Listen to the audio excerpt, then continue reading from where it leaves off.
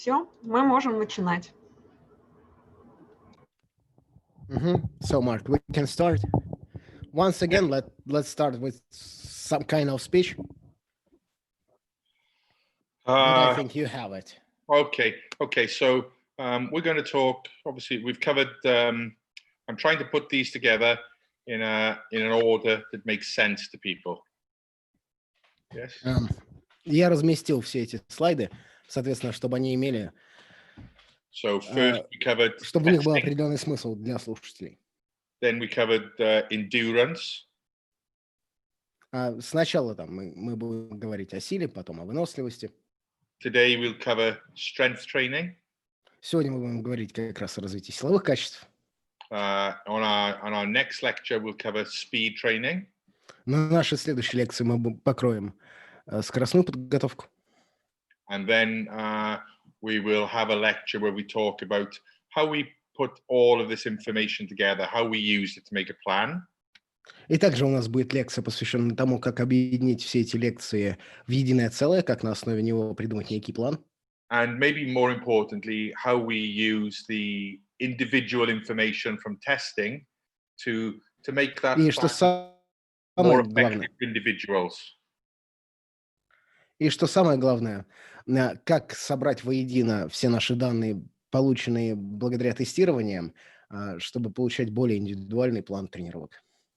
Okay, so on top of that, I think we have to realize that we talk about a lot of intricate or complicated things that seem complicated sometimes. Также нужно понимать, что порой мы говорим о многих тяжелых для восприятия, или, по крайней мере, как нам кажется, тяжелых для восприятия вещах. But in sports, and I think in most employment, there is an 80-20 rule. Но мы должны понимать, что конкретно в спорте, да и вообще во всем остальном, в остальных видах деятельности существует правило 80/20. And 80% of our outcomes are generated by 20% of the work that we do. Это означает, что 80% наших результатов, которые мы получаем от нашей деятельности, являются результатом 20% той работы, которую мы выполняем.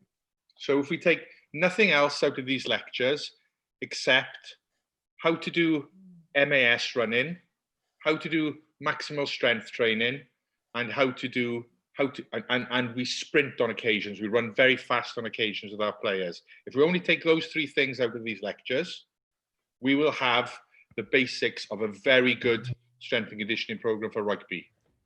Даже если, к примеру, мы возьмем из этих наших лекций максимальную аэробную скорость и как ее, соответственно, тренировать, и силовые упражнения, то у нас будут получаться отличные результаты для имплементации в нашу отличную программу силовой подготовки в будущем. Даже вот эти базовые вещи, о которых мы говорили. And we'll get 80% out of our players. We will get 80% of their potential. The other 20% comes from generating more work and more individuality in the programs, which we will cover in the last lecture. И благодаря этому мы получим 80% улучшения результатов наших спортсменов. Остальные 20% результатов улучшений от нашей программы силовой подготовки придет за счет большего количества работы, индивидуализации наших программ подготовки. Okay, so what are we going to cover today? We'll have a quick chat about strength and some of the terminology we use and what is required for in rugby. Что же мы сегодня рассмотрим? Мы будем говорить сегодня о силовых качествах, о базовой терминологии, которая касается, соответственно, развития силовых качеств, как это все прикладывается в регби. We'll talk about different strength qualities. Мы будем говорить о разных силовых качествах. How we train to develop each of these qualities. Как нам следует тренироваться для того, чтобы развивать данные качества. And then how we put it all together. И как мы, соответственно, составим на основе этого что-то единое. Okay, and as we've mentioned in other lectures, there are always many ways to do things. In the UK, we would say there are many ways to skin a cat. Yes? To skin a cat? Yes. Right. That's a common saying. I don't know why we use it in the UK, yes? И, как и в предыдущих лекциях, мы говорим о том, что разных результатов можно добиться разными способами. К примеру, в Великобритании существует такая поговорка, которая дословно переводится: есть много различных способов, чтобы снять скальп с кота. And because I don't mention methodologies in this lecture, it doesn't mean they're incorrect. It means that I've never used them, and I'm going to give examples of what I know works. А, И я не использую в наших лекциях там определенную методологию, возможно, с которой вы уже знакомы, не потому что я считаю ее неправильной, а потому что просто я ее не использовал. Я основываюсь в своих программах развития там, силовых качеств, скоростных качеств на том, что я знаю, что будет работать. I think the first thing we have to consider, why do we strength train? So what are our measures? What are our outcomes of success? What do we wish to get better at? И первое, о чем нам следует говорить сегодня, когда мы говорим о силовых качествах, так что же такое сила? Как мы оцениваем, каких мы ждем результатов от развития данных качеств? Okay, so for me, the mistake that lots of coaches make is that they think the outcome measures of our strength program are how much we can bench press, how much we can squat, how much we can deadlift, etc.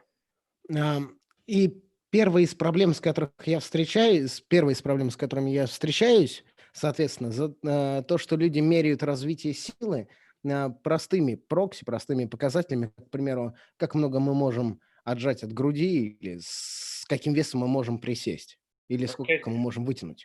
our outcome measures aren't that. It's our outcome measures are being able to jump higher to catch the ball, being able to hit harder in a tackle, Но being able to carry the ball with more force. These are our measures of success.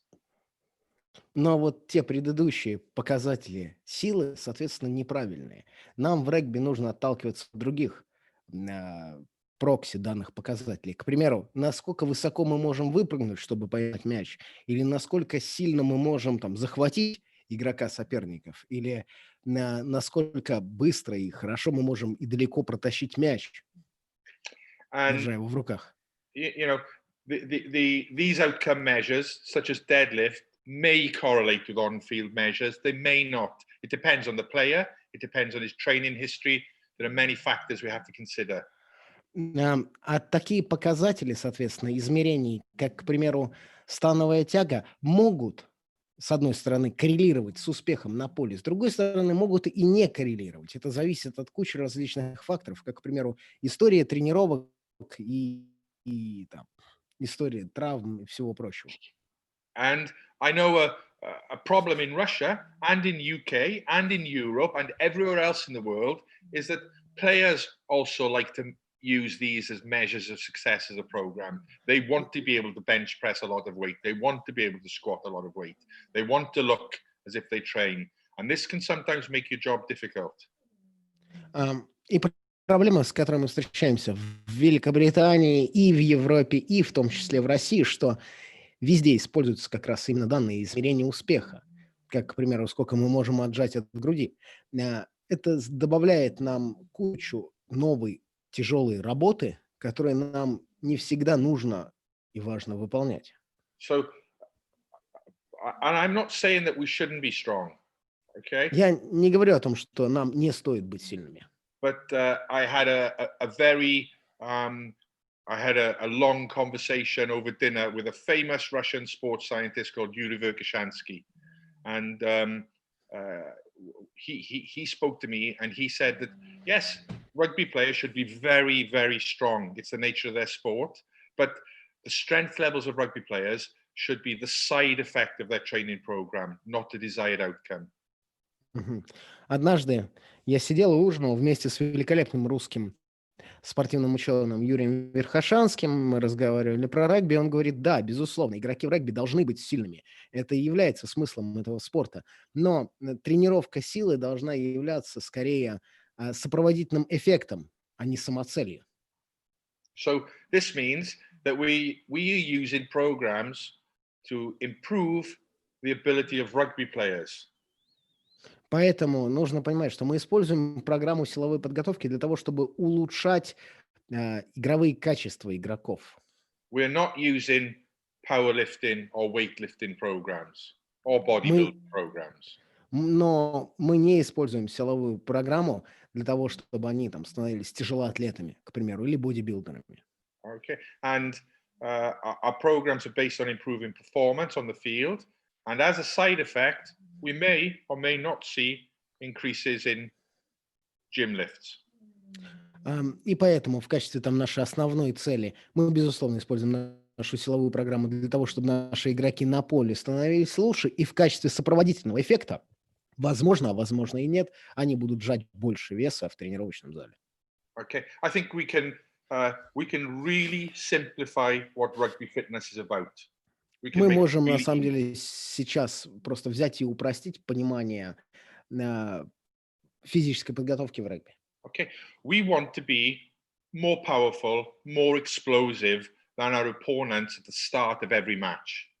Мы должны быть более мощными, чем команда наших соперников, более взрывными, чем команда наших соперников в начале матча.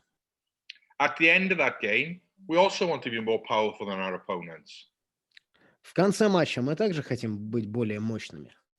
So it doesn't matter how far our power output has fallen during the game, as long as our opponent's power output has fallen more.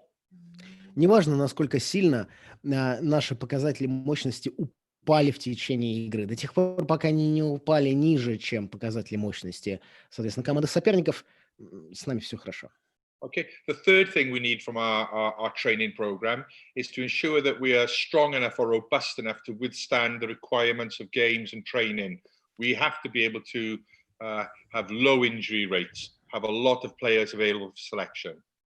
Также нам, безусловно, нужно быть достаточно крепкими, достаточно сильными, чтобы выдерживать требования игры, которые у нас есть. У нас должно быть меньшее количество травм и больше доступных игроков для выбора в стартовый состав перед началом игры. If you're doing those three things, you have a very successful strength program, irrespective of how it's done.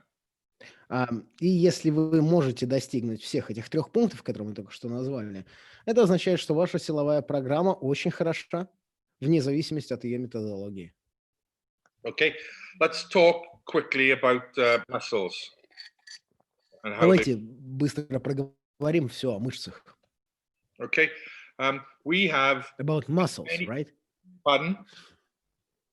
Sorry, Alex. No. About muscles, right? Yes. Yeah, okay. Okay. Within our muscles, we have many different motor units or muscle fibers. Когда мы говорим о мышцах, у нас есть там множество мультифибров. Okay, and our body is extremely clever. It uses small, slow, weak motor units before it wishes to use the large ones. И наше тело достаточно умное. Когда нам приходится выполнять ту или иную задачу, оно использует сначала мелкие мускульные единицы, слабые, перед тем, как использовать сильные, большие Okay, so мускульные единицы. if we're strong and we lift a very small weight, we only use the smallest, slowest muscle fibers to do it. Если мы достаточно сильны, мы там поднимаем какой-то вес, он недостаточно тяжел, то мы используем только те мускульные единицы, только мелкие, маленькие мускульные единицы. Okay, and as we increase the weight that we lift, we bring into action the larger, faster, more powerful motor units. И как только там наш вес начинает увеличиваться, только с течением этого самого момента наше тело начинает использовать более большие, более быстрые мускульные единицы. Okay, now we know that force equals mass times acceleration. Мы знаем из курса физики, что сила означает масса, умноженная на ускорение. Okay, so our biggest motor units are involved with high levels of force production. Наши вот эти вот большие мускульные единицы задействованы в производстве силы. So we can bring those large motor units into action in two ways: by having a very high weight on the bar, or by accelerating that weight very quickly. Both will produce high levels of force. Соответственно, исходя опять же из этой физической формулы, мы понимаем, когда мы можем начинать задействовать данные мускульные единицы, либо увеличив массу поднимаемого веса, либо за счет того, что мы поднимаем данный вес максимально быстро. То есть ведь масса Okay. умноженная на ускорение. It's also important to realize that these motor units at the small, lower end of the spectrum have the advantage of being able to work for long periods of time without getting fatigued. Опять же, есть безусловное преимущество у этих малых мускульных единиц, которые вы видите в самом начале, это то, что они могут работать достаточно долго, не уставая. These motor units don't have that ability. They can only work for short periods of time before they need to recover and regenerate their biochemical energy sources. А у этих моторных единиц такого преимущества нет. Они могут работать только за счет определенных химических So взаимосвязей. the outcome measure of our training is to develop the abilities of these motor units. И целью наших тренировок является развивать способности вот данных моторных мускульных единиц. And only muscle fibers that become fatigued in a training session will increase in size or gain protein. И только вот эти вот утомленные двигательные моторные единицы будут развиваться. So that means if we think about this, if we start off with a moderate weight, 60 to 70% of our maximal, okay, Давайте предположим, что мы начинаем с веса в 60-70% от нашего максимального. okay, we will start by working these fibers here. То мы начнем работать только с вот этими фибрами, на And которых наведем курсор. as the work gets harder, we will bring in more and more of these fibers. И как только наша работа будет становиться тяжелее, мы будем включать все больше и больше и больше фибров в нашу работу. And if we work into failure, we may get to the point where we use all of these fibers. А если мы работаем до отказа, то мы, возможно, достигнем того момента, когда у нас работают абсолютно все эти фибры. These fibers here can only do 1, 2, 3 reps before being fatigued. Вот в самом конце фибры могут, возможно, сделать 1, 2, 3 повторения перед тем, как они устанут. These fibers here can do maybe 10, 11, 12 reps before they're fatigued. А в начале, соответственно, нашей прямой линии фибры, расположенные, могут сделать 10, 11, 12 повторений перед тем, как они устанут. So by the end of our set, we will have given all muscle fibers the incentive to adapt. They will all want to develop protein. Okay, they will all fatigued. То есть к концу нашей выполняемой работы мы сможем дать достаточно работы, чтобы адаптировать каждую из вот этих вот фибр, которые мы видим. Now, В идеальной силовой программе. If we were doing a very heavy weight for 2 or 3 sets, for 2 or 3 reps, yes, Alex? Yeah, just continue on. If we were doing a very heavy weight for 2 or 3 reps, we would bring all of these fibers into action straight away. А если мы будем делать какой-то очень тяжелый вес с самого начала на 2-3 повторения, то мы прям с самого начала задействуем все эти мышечные фибры. But the reps that we do, the overall amount of work done is very low. So only these, by the end of the set, only these fibers here will be fatigued. These fibers will still have plenty of work left in them.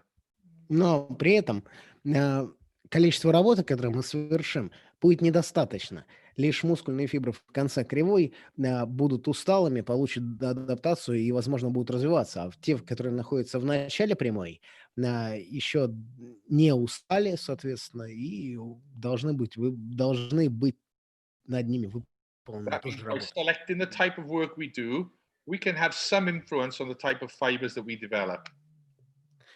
Поэтому в зависимости от той работы, которую мы выполняем, мы можем повлиять на то, какие мышечные фибры будут у нас развиваться. We can only develop fast, explosive, strong fibers, Мы можем, к примеру, работать только над вот этими быстрыми, большими моторными единицами, or we can influence the development of all our fibers. либо мы можем работать над улучшением всех фибров. Okay, why does this matter? Почему же это важно? Okay, if we were powerlifters, it probably wouldn't matter. Если бы мы были бы спортсменами тяжелой атлетики, это бы не If имело we никакого were, значения. if we were bodybuilders, it would be very important because we want to develop all fibers. Если бы мы были, к примеру, бодибилдерами, это было бы очень важно, потому что мы хотим развивать все мышцы. Okay, so but we're in a sport where we wish to be explosive and move quickly. Но мы занимаемся тем видом спорта, волокна, спасибо, So we can use this. тем видом спорта, где мы хотим быть более быстрыми, более взрывными. We can use this as an analogy to help us understand. И мы можем использовать данные картинки как аналогию, чтобы понять. Let's imagine we have two men pushing a cart. or a truck. Давайте представим двух людей, которые толкают, соответственно, карт. This тележку. man here is slow. He has a maximal velocity of maybe 6 meters per second.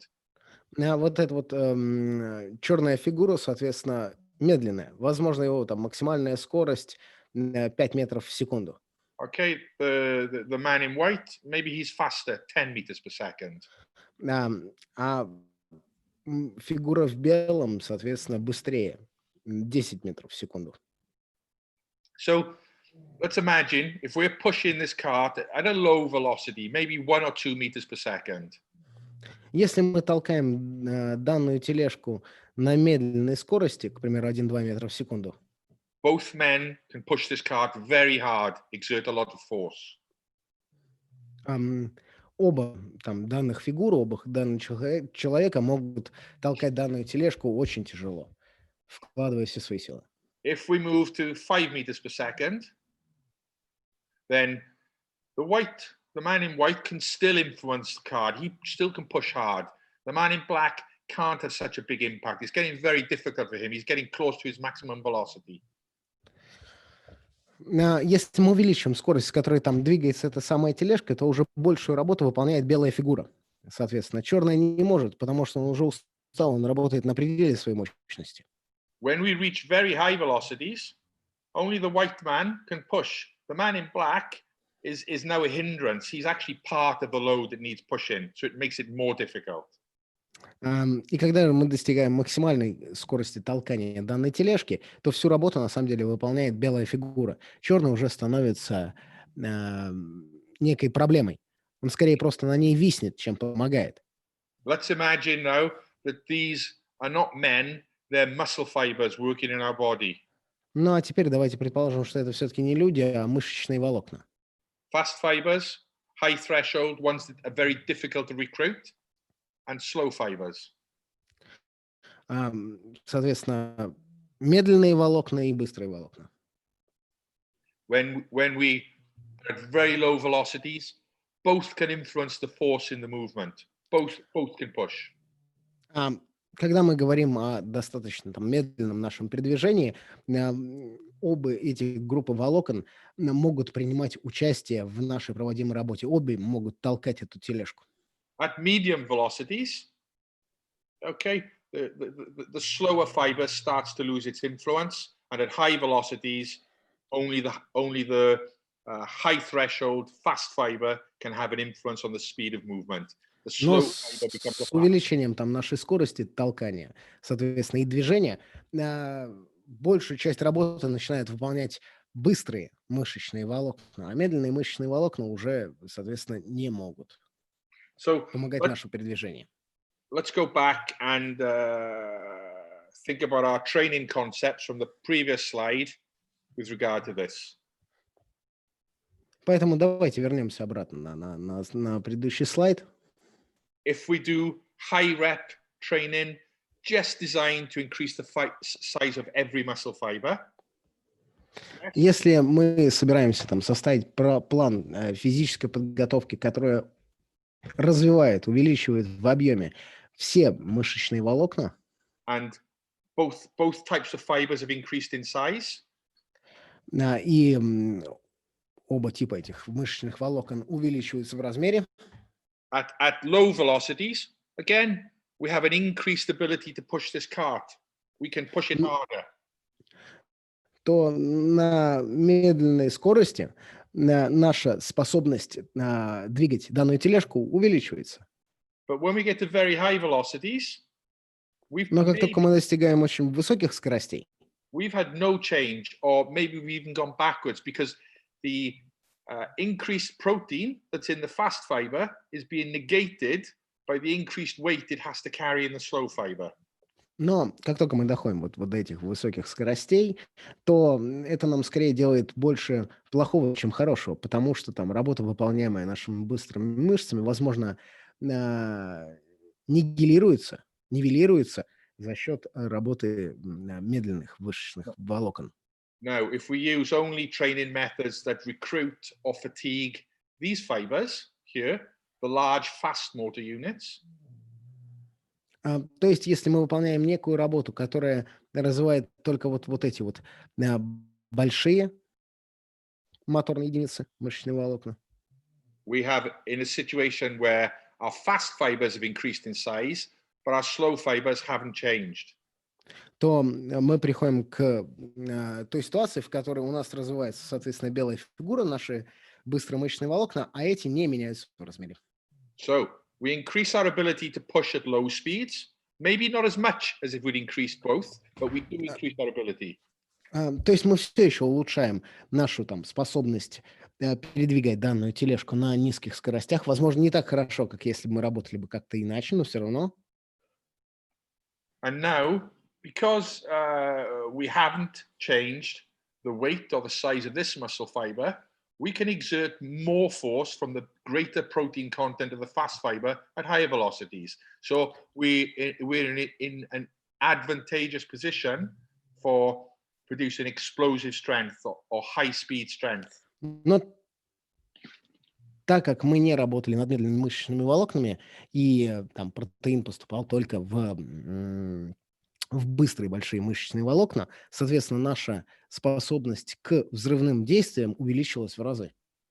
So we would call this preferential hypertrophy of fast twitch fibers. So we're preferentially increasing the size of fast twitch fibers.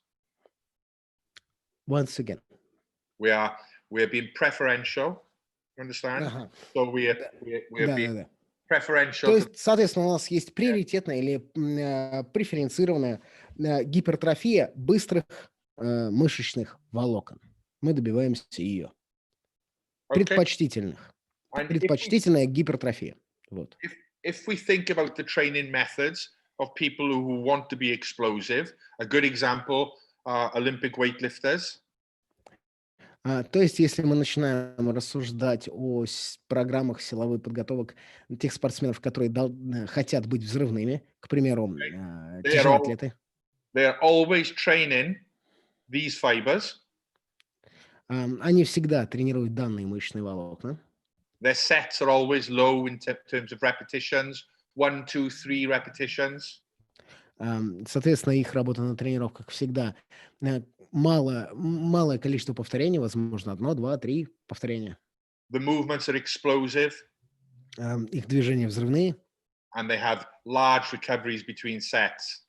И у них, соответственно, продолжительное восстановление между подходами. So they are doing all of the work to improve the size and strength of these fibers, but not these fibers. They don't want to carry passengers.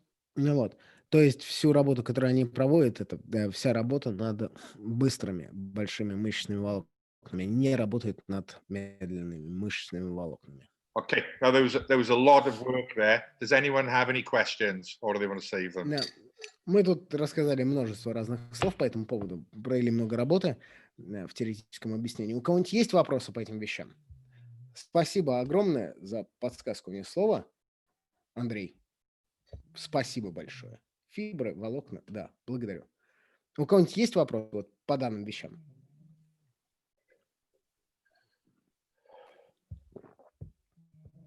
Anything? No, I don't think so. Микрофоны можно включить, задать вопрос. Да, не обязательно писать.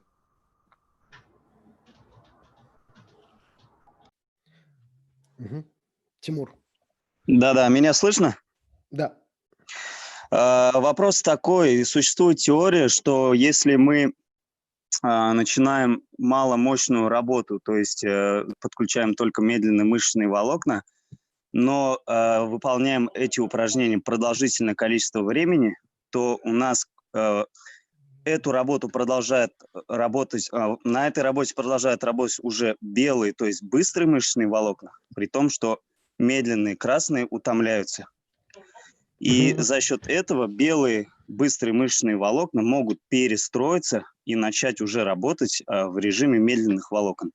Вот, еще раз, теория по поводу медленная, продолжительная работа, правильно? Да, то есть если мы делаем маломощную медленную работу за счет медленных волокон, но продолжительное количество времени, например, там большое количество повторений, то в то время, когда утомляются медленные, подключаются быстрые, работают в том же режиме, и они со временем могут перестроиться и уже работать уже в режиме медленных волокон.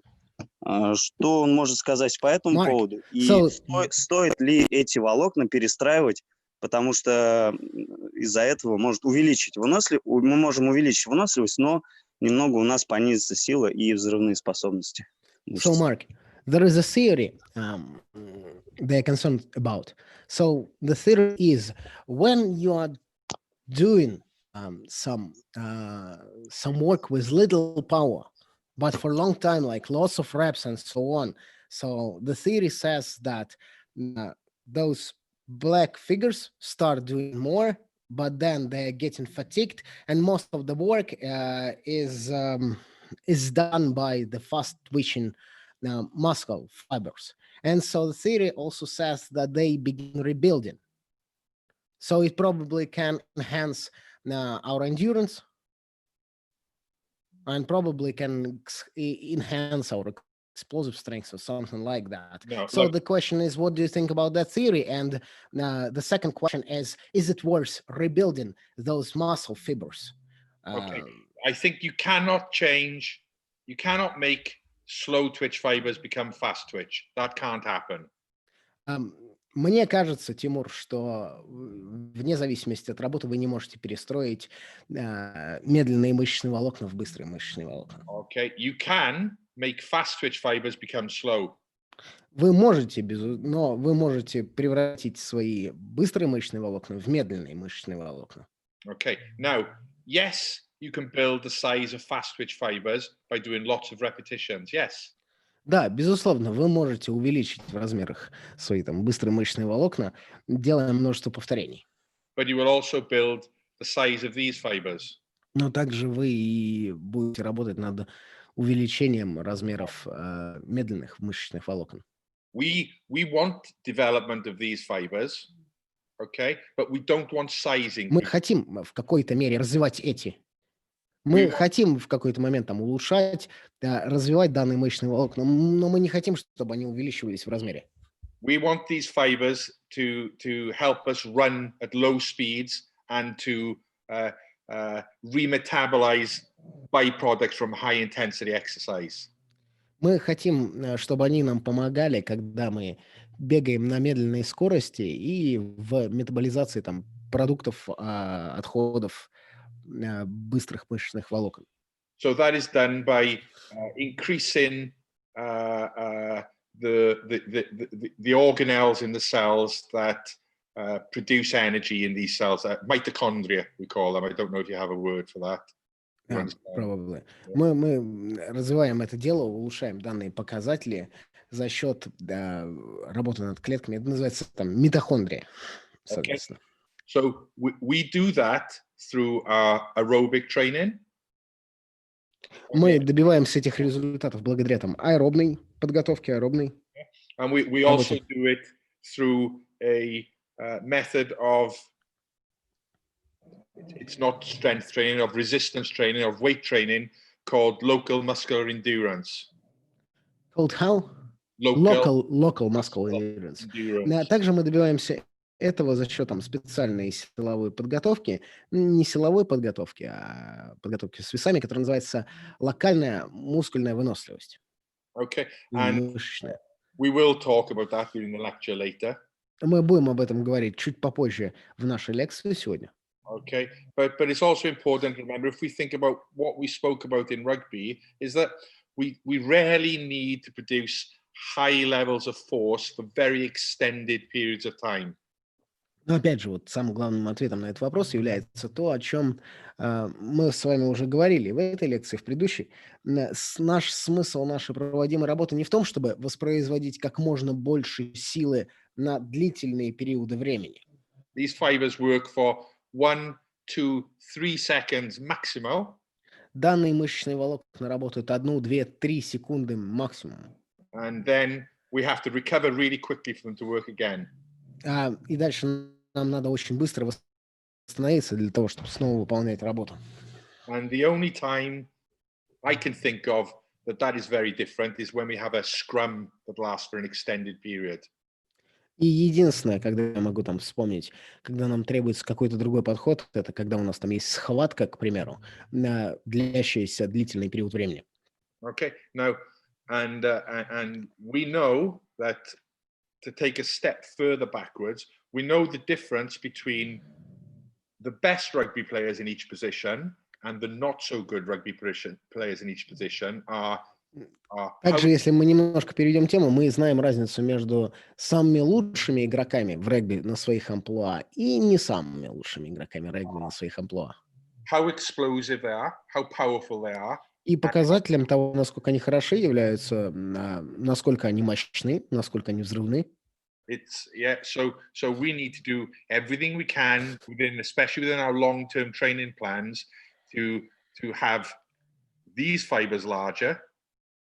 И поэтому, отталкиваясь, опять же, от понимания, какие игроки хорошие, какие нет, нам в особенности в нашем длинном плане подготовки требуется выполнять как можно больше работы над быстрыми мышечными волокнами. Because speed and explosiveness are the defining abilities, not endurance. Endurance is easy to develop. Потому что скорость и взрывные качества и есть показатели отличного игрока, но не выносливость. Выносливость не такая важная, как скорость и взрывные качества. Once again, Mark. Is that okay? Да. Тимур? Yes, Okay. Great, thanks. Okay. Now, if we look at this is a nice little diagram that shows us why sometimes maximal force is not as important as the ability to produce force quickly. Вот давайте взглянем на этот график. Этот график нам объяснит, почему большее количество силы не всегда важно. Okay. Here we have the amount of force being produced, and here we have the time it's being produced in. По оси Y, по оси ординат, у нас есть как раз сила, которую мы воспроизводим, которую мы производим. А по оси абсцисс, по оси X, у нас лежит время, за которое данная сила воспроизводится. Okay, so we have this player here, player B. He can produce a lot of force, but he takes quite a long time to produce that force. Вот у нас есть игрок Б. Он может воспроизвести большое количество силы, но у него это занимает большее количество времени. And here we have player A, who doesn't produce as much force. His maximal strength isn't as good, but he produces that force very quickly. И вот у нас есть игрок А, который не производит большое количество сил, не столько, сколько игрок Б, но он это делает чрезвычайно быстро.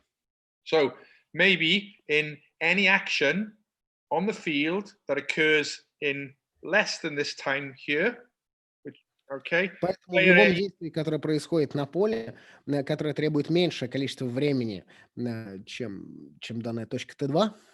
Okay, player A is going to produce more force, so probably be better at what he does. Yes. И вот в этом в любом действии игрок А будет воспроизводить намного больше силы, Whereas player B is going to be better in longer time frames, which are probably going to be things that we do in the gym, like bench press. а игрок Б будет, безусловно, Deadlift. лучше во всех других вещах, которые, скорее всего, мы делаем в тренировочном зале, типа жима лежа, к примеру. So we know that most explosive movements on the field occur between 0.1 and 0.25 seconds. 0.2, 0.5. Так же, как мы знаем, что большинство взрывных действий, которые происходят у нас на поле, занимают у нас от 0,2 до 0,5 секунды. Whereas the ability to produce maximal strength takes a minimum of 0.3 seconds, 0.3. И поэтому, соответственно, наша способность воспроизводить максимальную силу должна занимать не больше, чем 0,3 секунды. Okay. Yeah. Now, hopefully, we've understood so far why we need to be explosive. Now, we need to be focusing on producing force quickly as well as producing large levels of force.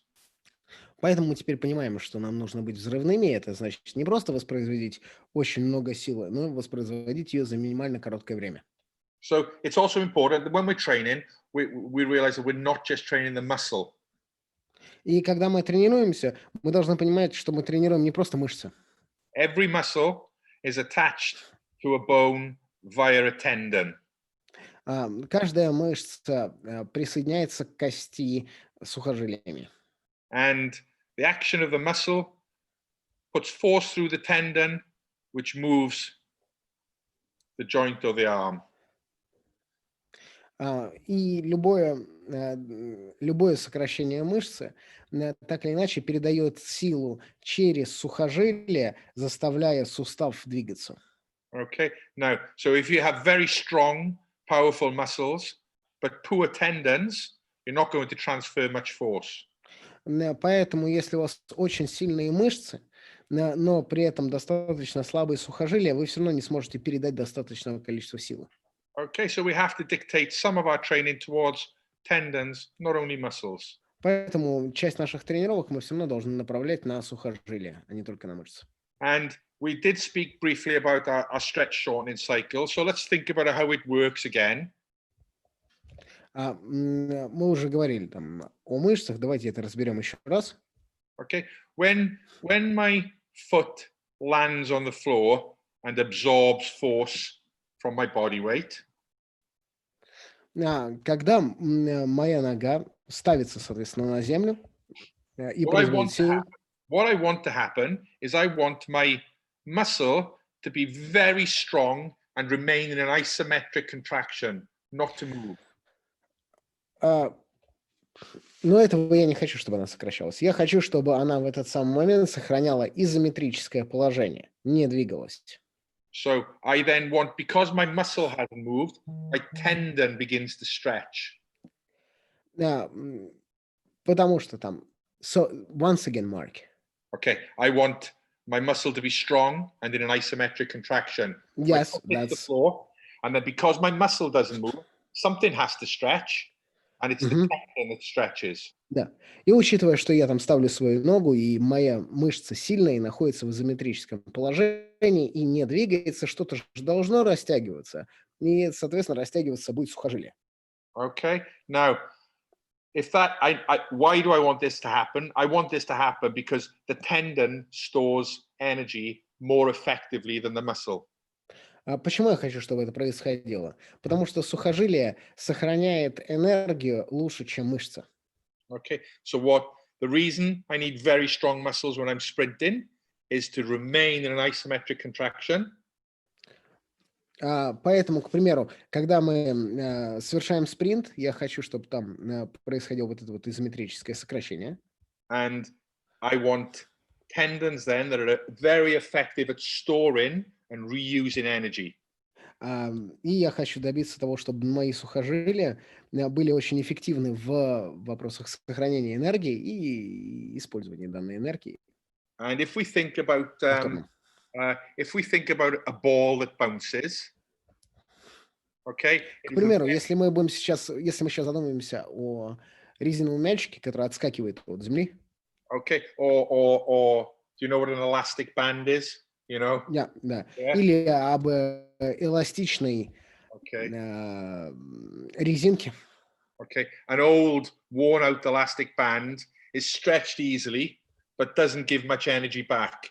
Whereas a stiff band, we pull it, but it gives us plenty of energy back. So we want stiff tendons. Старая эластичная резинка, к примеру, может очень далеко растягиваться, но она не возвращает достаточное количество энергии, а новая будет. Okay, now here we are looking at how quickly actions occur in sport, as we discussed earlier. Yes? В этой табличке мы видим, насколько быстро производится действие в спорте. Okay, so we look here. Our foot is on the floor for about 0.11 seconds during a long jump at the final takeoff. Наши ноги находятся на земле всего там 11 сотых секунды в момент там длинного прыжка. Okay, in a high jump, 0.18 seconds. В прыжке в высоту 18 сотых секунды. So these are very small time frames for work to be done in. Поэтому, как мы видим, это очень малое количество времени, за которое должна быть совершена работа. So we also see that if we want these muscles here to contract and be very strong during those short time frames. Поэтому, если мы хотим, чтобы вот эти вот мышцы, которые очень сильны, сокращались за данное количество времени, it's only our fast explosive fibers that can contribute, not our slow fibers. то опять же мы видим, что это наши те самые быстрые мышечные волокна выполняют всю работу, немедленные мышечные волокна. Okay, so we have another reason why we're doing explosive work and developing explosive fibers, because it makes our stretch shortening cycle far more effective, far more efficient. Опять же, именно поэтому мы хотим работать над нашими быстрыми мышечными волокнами, потому что они делают наш вот этот вот цикл удлинения-сокращения в разы эффективней. Now, sometimes we have to barter. We have to weigh up tendon health and tendon performance. Но порой мы приходим к выбору, который нам там нужно так или иначе выбрать между здоровьем наших сухожилий и эффективностью. We develop tendon performance by doing explosive movements and plyometrics. Мы развиваем производительность наших сухожилий, выполняя там взрывную работу, либо там плеометрические упражнения. Whereas tendon health is developed with heavy weights, maximal forces. Но здоровье наших сухожилий развивается за счет тяжелых весов. So I'll just show you a video of a very basic exercise for Achilles tendon health. Сейчас я вам покажу несколько базовых видео по поводу там развития здоровья сухожилий. Look, here we have a sprinter strapped into a board. Вот у нас тут есть спринтер, который привязан у нас к доске. And he is pushing, or he will push as hard as he can against the board. И он начнет толкать ногу против данной доски как можно сильнее. And here we see very high forces going up quickly, and he's trying to keep that force as high as possible here. И вы видите, там была кривая силы, соответственно, которую он должен выдержать как можно дольше. Okay, so methods like these are very effective for improving and maintaining tendon health when we're doing explosive movements. Вот данные методы, соответственно, очень эффективны, когда мы пытаемся развить силу наших сухожилий. Okay, so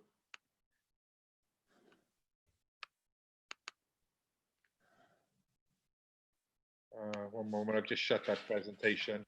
I need to open it again because I'll want it in a minute.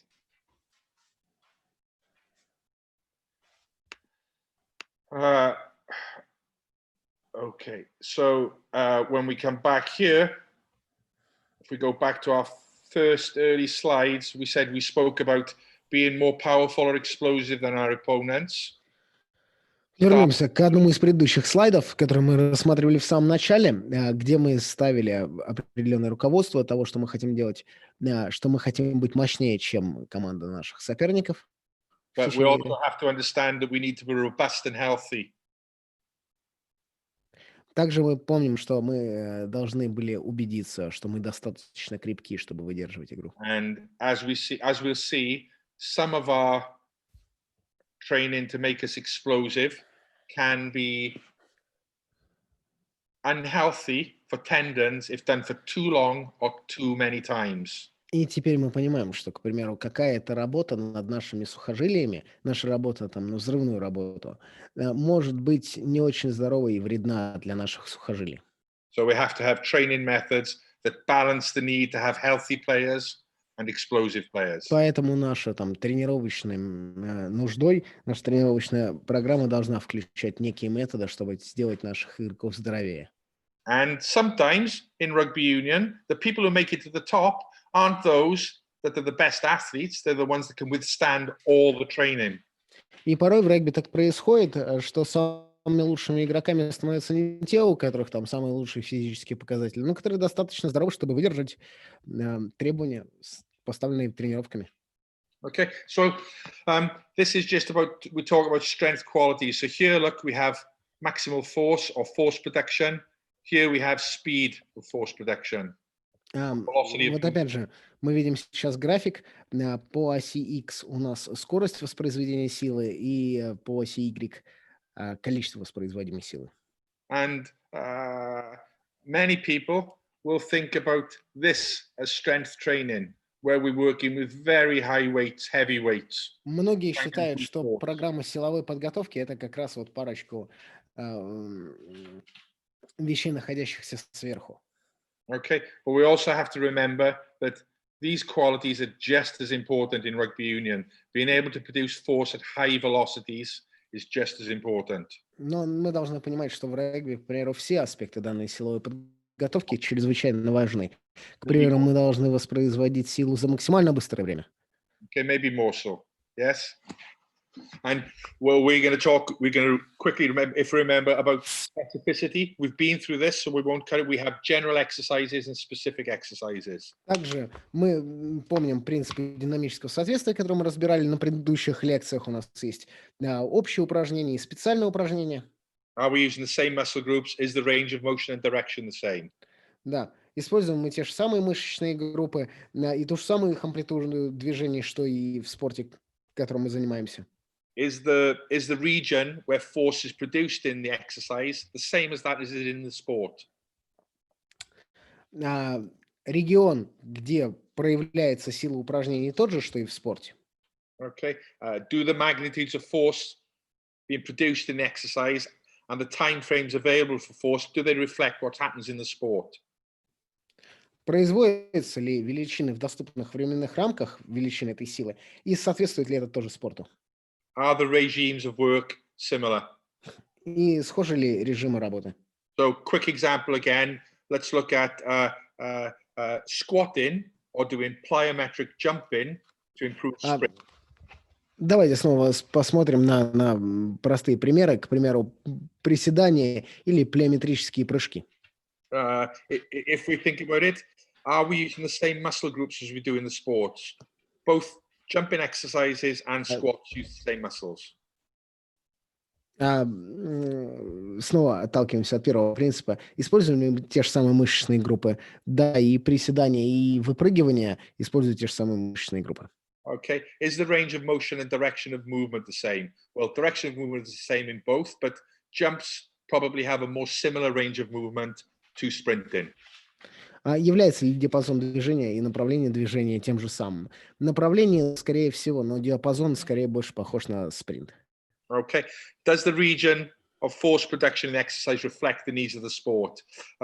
Probably not in squatting because you're producing your maximal force levels at the very bottom of the squat. That's the hardest part. Акцентируется ли проявление силы в упражнении? отражает ли это потребность спорта? Скорее всего, нет, в особенности, если это касается приседаний со штангой. Потому что вы воспроизводите максимум количества силы только в очень глубоком приседе. Magnitudes of force production. Look, there's too much time available for a squat to reflect the needs of sprinting. Jumping is far closer. Производятся ли те же самые величины в доступных в рамках?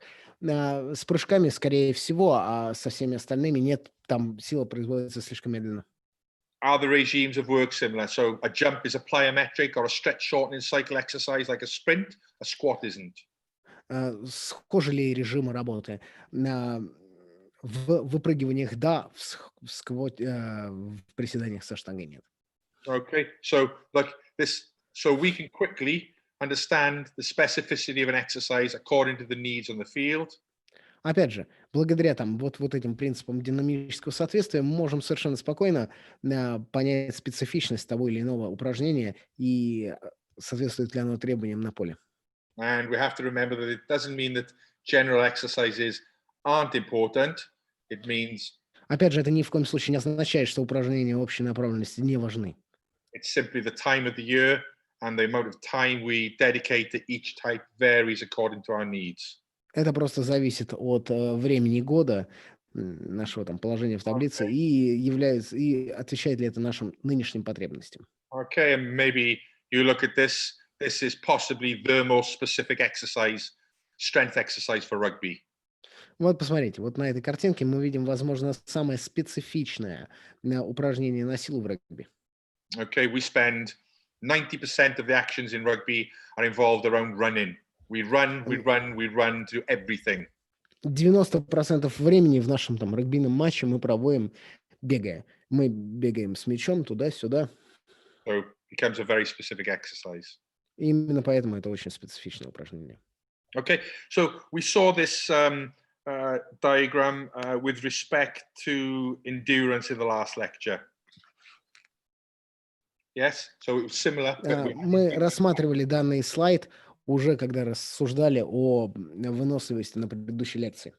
So we had aerobic endurance, we had maximal aerobic speed, we had repeat speed ability, etc., leading into high-level performance rugby. У нас была там выносливость, была максимальная аэробная скорость, способность повторять движения и так далее. So here again we have high-level rugby performance. Вот здесь вот, как обычно, мы видим высокий уровень эффективности в регби. And we're working back from specific abilities to general abilities in terms of what drives our performance. И мы спускаемся опять от специальной работы к менее специальной работе, к общей, в зависимости от того, насколько много там она нам приносит пользы на поле. Okay, and we see that the most specific ability is what is rugby? It's the ability to reproduce very high intensity movements with short bouts of recovery and keep on going and keep on going. Be more powerful than our opponent in minute 1 of the game and be more powerful than our opponent in the last minute of the game. Да. Опять же, для того, чтобы быть более мощными, чем наши соперники на первой минуте игры и на последней минуте игры, нам требуются постоянные вот эти вот повторяющиеся движения с высокой интенсивностью, с меньшим количеством восстановления между ними. И это и есть самая там специфичная работа в регби. And that is supported by two things in terms of strength. It's supported by the ability to produce very high levels of power in sport-specific actions. И это у нас поддерживается благодаря там двум определенным показателям. Первым это возможность воспроизводить максимум силы.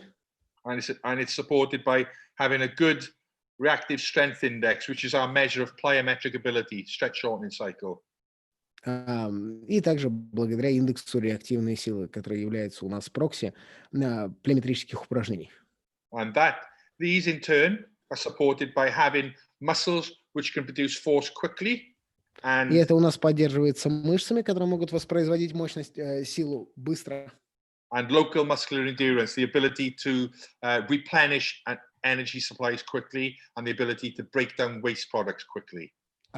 И локальной мышечной выносливости, которая позволяет нам воспроизводить энергию снова быстро и раскладывать продукты отхода наших мышц тоже быстро. And lastly, maximal strength. И в конце мы видим максимальную силу. Now, it's important to realize that if we need to be able to produce force quickly, high levels of force quickly, we firstly probably have to produce high levels of force. Опять же, нам нужно понимать, что если мы хотим совершать повторяющиеся движения, используя всю силу, нам прежде всего нужно каким-то образом достичь этой максимальной силы. Okay, and it's important to remember, as we see in the pyramid over here, that although these are the most specific areas, we need to Опять же, do вот big как мы видим things. в пирамиде, несмотря на то, что там красное, это является самой специфичной вещью в регби, но эта пирамида одно основывается на другом. Time in an athlete's career needs to start at the bottom, effort at the bottom, before we move through these abilities. И каждый наш атлет в своей карьере должен начинать с самого начала пирамиды. Don't build maximal aerobic power until you've built some improvements in strength. Он не может начать так или иначе развивать или выстраивать свою максимальную аэробную мощность до достижения какого-то понятия максимальной силы. Now, let's think about what we can do in the game. What can we actually change during our strength training? Давайте подумаем, что же мы можем все-таки изменить в наших силовых тренировках, на что мы можем воздействовать. Okay, we can change the frequency. How often we train? Once a week, twice a week, 3 times a week. Мы можем Go on. изменять частоту наших тренировок в зависимости от нашего расписания. Сколько раз мы играем в течение недели? 1, 2, 3 раза. We can change the volume of each session. How many sets and reps we perform. Мы можем изменять объем наших тренировочных активностей. К примеру, подходы и повторы. We can change the recovery between reps, between sets. Мы можем изменить время восстановления между нашими подходами и повторениями. We can change the intensity of our training. Мы можем изменить интенсивность наших тренировок. Okay, we can change the velocity of the movement. We can move that bar as fast as we can, or we can move it with rhythm, the same speed. Мы можем изменить скорость выполнения упражнений. К примеру, насколько быстро мы поднимаем ту или иную штангу. Либо мы это будем делать под каким-то ритмом. We can change С exercises. выбранной скоростью. We can change exercises. We can change to general exercises, specific exercises, even exercises. Мы можем изменить подход к выбору упражнений. Мы можем менять и общее упражнение, и даже очень специфичное упражнение. Okay, we have to realize that altering one single variable will have a large influence on the adaptation that occurs. Также нам нужно понимать, что изменение хоть одной переменной, вот из тех, которых мы перечислили, будет иметь очень большое влияние на адаптацию, которую мы там добиваемся в наших тренировках. Let's imagine that we're doing 4 sets of 3 reps on 90% of on 80% of our maximal lift. Давайте представим, что мы сейчас делаем упражнение, 4 подхода с 3 повторениями на 90% от максимального. Okay, if we had a recovery of 5 minutes between sets, we're going to probably improve explosive ability of the muscles and maybe some preferential hypertrophy of fast twitch fibers. We're going to work fast twitch fibers only. Если у нас будет восстановление, к примеру, recovery between sets or reps? Yes, sets. 5 minutes. Если у нас будет время восстановления между подходами в 5 минут, мы должны понимать, что мы будем работать над взрывной нашей мощностью, соответственно. Вся наша работа будет происходить над нашими быстрыми мышечными волокнами. Вот это вот выборочная гипертрофия. If we cut that recovery to 2 minutes, we would still be able to perform the training session. We'd have no issues in performing the training session, but we'd get a different type of adaptation. Now we would start to develop slow twitch fibers as well. Но если мы, к примеру, сократим наше время восстановления с 5 минут до 2 минут, то нужно понимать, что да, это возможно, не скажется на нашей тренировке, но мы за счет выполнения данного упражнения будем развивать еще и медленные мышечные волокна. And it's important. I have learned, this is a lesson that I have learned personally. И это как раз тот самый урок, который я выучил лично на своем собственном опыте. And recently. И совсем недавно. That if you lower the recovery because you feel you haven't got time, you will not get the adaptations you want.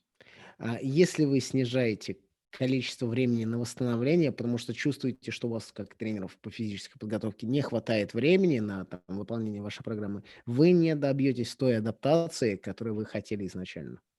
Okay, so I'm just going to talk quickly now about how I set up my training sessions and what do I do to give people some ideas.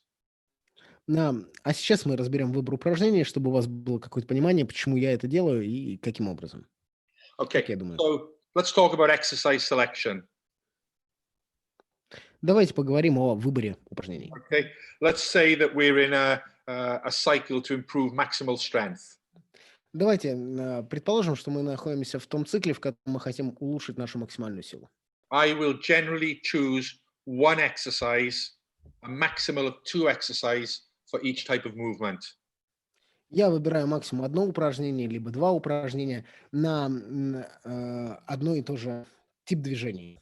So for legs, maybe you can squat, you can lunge, you can leg press, you can do step ups. There are many exercises. На ноги вы можете там приседать, вы можете выпрыгивать, еще чего-то. Есть огромное количество различных упражнений. I will pick one, maybe squat. I will pick one and I will work on squat. Я выберу какое-то одно упражнение на ноги, там, к примеру, приседание со штангой. Одно. And next time I come to a training cycle, I will change that exercise. В следующий раз, когда when you come to the same strength cycle, right? So maybe in 12 weeks' time, when I come to train maximal strength again, I will change. I will do Yeah. That's what the question. И в следующий раз, когда я снова подойду к своему циклу развития максимальной силы, я просто поменяю это упражнение. Why? Because it's difficult to develop maximal strength in rugby anyway. We don't have much time, so let's focus on one thing. Let's make it easy. Почему? Потому что все равно в регби очень тяжело развивать максимальную силу, поэтому давайте просто фокусироваться на какой-то одной вещи, и чтобы она у нас там проще проходила. Another example might be if I wanted to do squats, squat jumps, plyometric jumps, and frog jumps during a week. Другой вопрос. Если мы хотим делать, к примеру, приседания со штангой, выпрыгивание там из глубины и лягушки. I could vary this in 2 ways. Okay, I could do 2 sessions where in both sessions I do 3 sets of squats, 3 sets of squat jumps, 3 sets of depth jumps, and 3 sets of frog jumps. I could do that in both sessions.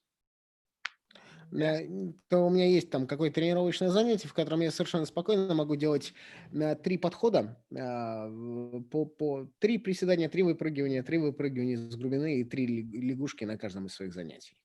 Or in session 1, I could do 6 sets of squats and 6 sets of depth jumps. Или же я могу совершенно спокойно на первом своем тренировочном занятии сделать 6 приседаний со штангой, 6 выпрыгиваний. Session 2, I could do 6 sets of squat jumps and 6 sets of frog jumps. А на втором тренировочном занятии взять выпрыгивание из приседаний и, соответственно, 6 лягушек. So, okay, in my experience, this method is far more effective. Condense your exercises into one session, change them the next session. Don't put too much content into one. В моем личном опыте второй вариант к выбору упражнений намного лучше. У вас будет меньше контента, меньше наполнения какого-то определенного занятия, меньше разнообразия, но при этом будет больше эффективности.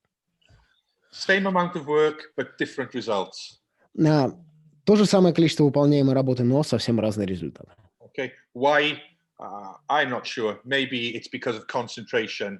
Maybe it's because of the ability to mobilize energy to only 1 or 2 exercises. I don't know, but it works. Почему это происходит именно так? Почему там второй подход более эффективен? Я, честно, не знаю. Возможно, благодаря концентрации игроков на выполнение 1-2 упражнений. Возможно, благодаря их мобилизации, их внутренних сил на выполнение какого-то определенного упражнения. Но на самом деле я не знаю. Okay, second point in exercise selection. Advanced exercises produce the greatest stress and therefore the most adaptation. Второй наш слайд, посвященный выбору упражнений. Первый принцип, который мы должны помнить, это продвинутые упражнения создают максимальный стресс и производят самую лучшую адаптацию. But we don't want to use up our abilities to make an athlete improve in the future. Но мы не хотим сделать так, чтобы у нашего атлета, у нашего спортсмена не было возможности развиваться дальше в будущем. We also don't want to injure athletes who aren't prepared for advanced exercises. Также мы совершенно не хотим травмировать нашего игрока. Продвинутые упражнения есть травмоопасные. It's really important that you start with exercises of the lowest potential, and Поэтому важно, чтобы вы начинали свои упражнения, обладающие наименьшим потенциалом. only increase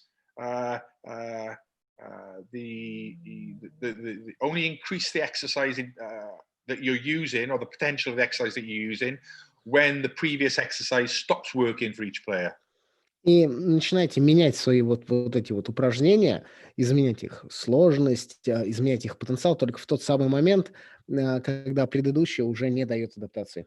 Okay, so an easy example of that is using a kettlebell leap or a drop off a 3-foot platform into a jump for an athlete to develop explosive. Простым примером будет выпрыгивание с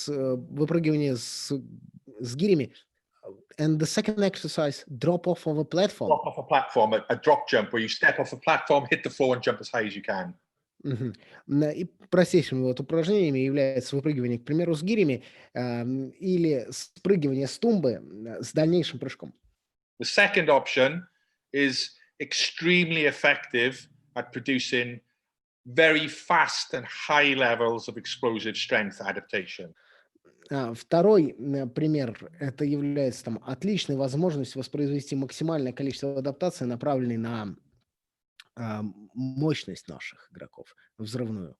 Производство как можно большей взрывной мощности. But the kettlebell exercise is not as effective, but we should start with that in our progressions to ensure we have potential for the athlete to adapt throughout his career, to continue to have an exercise selection that we can give him.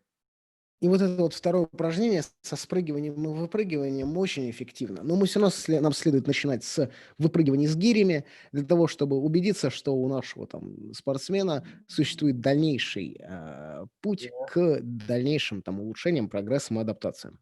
You know, I like to think of it like having a fuel injection system in my car. I don't want to use the fuel injection when I'm only traveling at 30 kilometers per hour. Мне нравится проводить аналог с инжектором внутри моего автомобиля. Мне не имеет смысла использовать там инжектор в тот самый момент, когда я еду за городом на скорости 30 км в час. Save advanced exercises and systems until players no longer improve. Поэтому сохраняйте свои продвинутые упражнения, продвинутые подходы до того самого момента, пока ваши игроки не перестают улучшать свои показатели. Look, and this is a perfect example here. With young players, we're using methods of low stress, lower adaptation. They still produce adaptation. Вот отличный пример. Начинающие атлеты используют подход минимальных адаптаций, но все равно эти адаптации происходят. So as the intensity goes up, and as we по оси Y у нас увеличивается интенсивность выполнения данных упражнений. As we become better athletes, we're using more intense exercise stimulus. И чем более продвинутыми становятся наши спортсмены, тем более интенсивными с точки зрения стимула начинает становиться наше упражнение. And it's also important to remember that this system is also applicable to athletes coming into pre-season or coming back to training. И также нужно понимать, что данная система подходит не только для долгосрочного плана развития наших игроков, но и с точки зрения выстраивания плана на год. К примеру, данная система подойдет для игроков, которые возвращаются после отпуска. Even in advanced athletes, we use less intensive methods at the beginning of the year. Даже с продвинутыми отличными атлетами мы используем менее интенсивные упражнения в начале нашего сезона. And the more intensive efforts as we get close to important competitions or periods where we know that performance has to be at its best. И мы используем продвинутые упражнения только в тот самый момент, когда мы подходим к важным частям сезона, к важным матчам, когда мы понимаем, что наши игроки должны находиться в самой лучшей своей форме. Okay, so let's move into individual strength qualities. How do we develop maximal strength? Давайте перейдем на развитие максимальной силы. Как мы развиваем максимальную силу? Okay, no, we need to use heavy weights. We want to be strong. Нам нужно использовать тяжелый вес. Мы хотим быть сильными. So that means the number of repetitions we can do can't be many because the weights are heavy. Но также нам нужно понимать, что у нас должно быть мало повторений, потому что вес тяжелый. So because we want to do a certain amount of work and we can only do low reps in a set, we have to do many sets. Также, как мы понимаем, что вес у нас тяжелый, мы делаем мало повторений, у нас должно быть много подходов.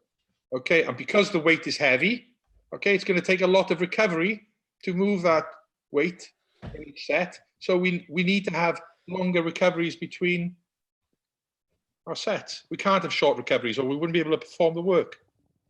И поэтому, опять же, понимая, что наш вес очень тяжелый, у нас должно быть достаточно времени на восстановление, у нас должно быть долгое восстановление, как между повторениями, так и между подходами.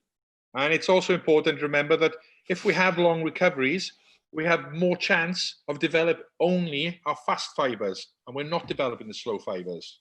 И опять же, учитывая наше долгое восстановление, мы должны помнить, что у нас тогда появляется шанс развивать наши быстрые мышечные волокна, а не медленные. Heavy weights are very good for tendon health rather than explosive weights. Having a pull through that tendon is good for its structure.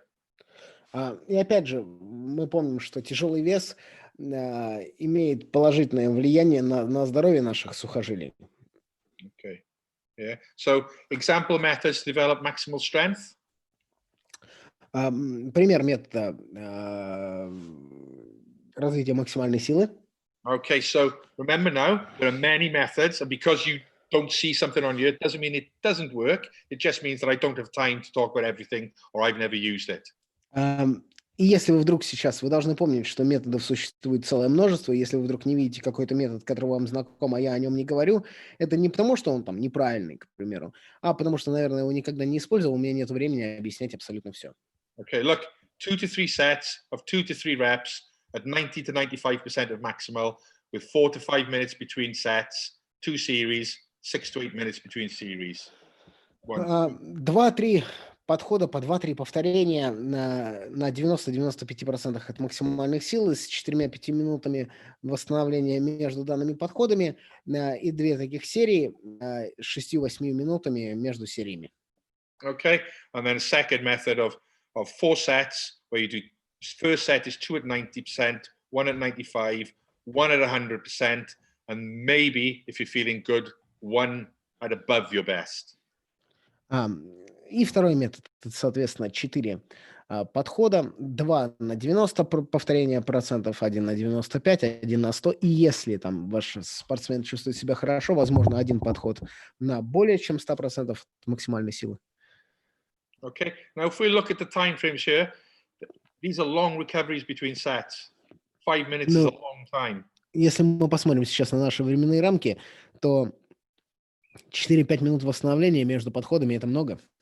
Okay, so if I'm doing 3 sets, I'm probably looking at 17 minutes for one series.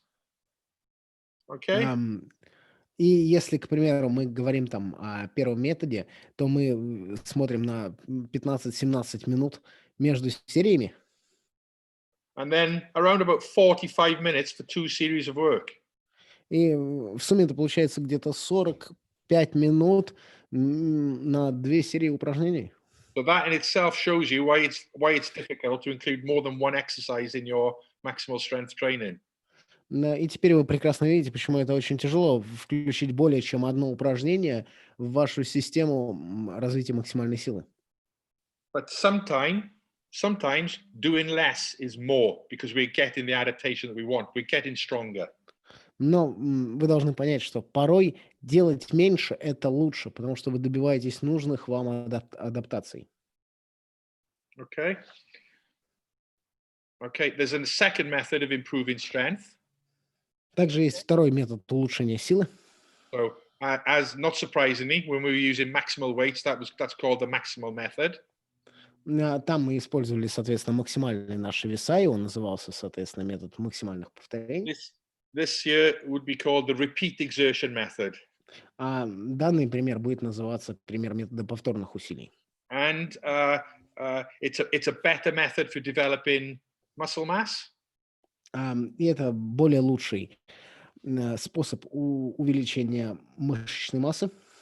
But because it has the potential to develop, slightly more potential to develop slower fibers, we should use this a long way away from competition. Но так как у этого метода есть определенный шанс развивать медленные мышечные волокна, мы должны его использовать только заблаговременно до каких-то важных соревнований. Okay, and here we see, even though the repetitions can be higher, 12, 10, Несмотря на то, что вот у нас количество повторений может быть больше, we're still having long levels of recovery between sets, or high levels of recovery time between sets. но мы все еще видим, что у нас большое количество времени на восстановление между подходами. This ensures, gives us every opportunity to ensure that we're not fatiguing our slow twitch fibers. Это дает нам понимание того, что мы не устали для того, чтобы использовать медленные мышечные волокна. Okay. We can also use isometric methods. Также у нас есть изометрический метод. And we saw the isometric method earlier, one with the athlete trying to work his Achilles tendon and calf muscle. On the video, right? Yes, yes. Да. И мы видели пример этого изометрического напряжения на том самом видео, где атлет давит на доску. Okay. And I have a video here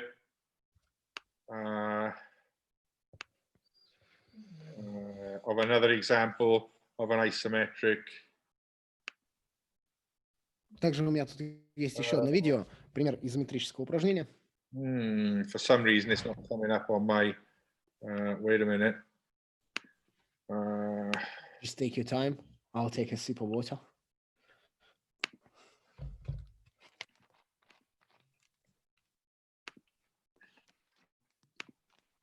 See if I can. I'll have to open it again. See what happens.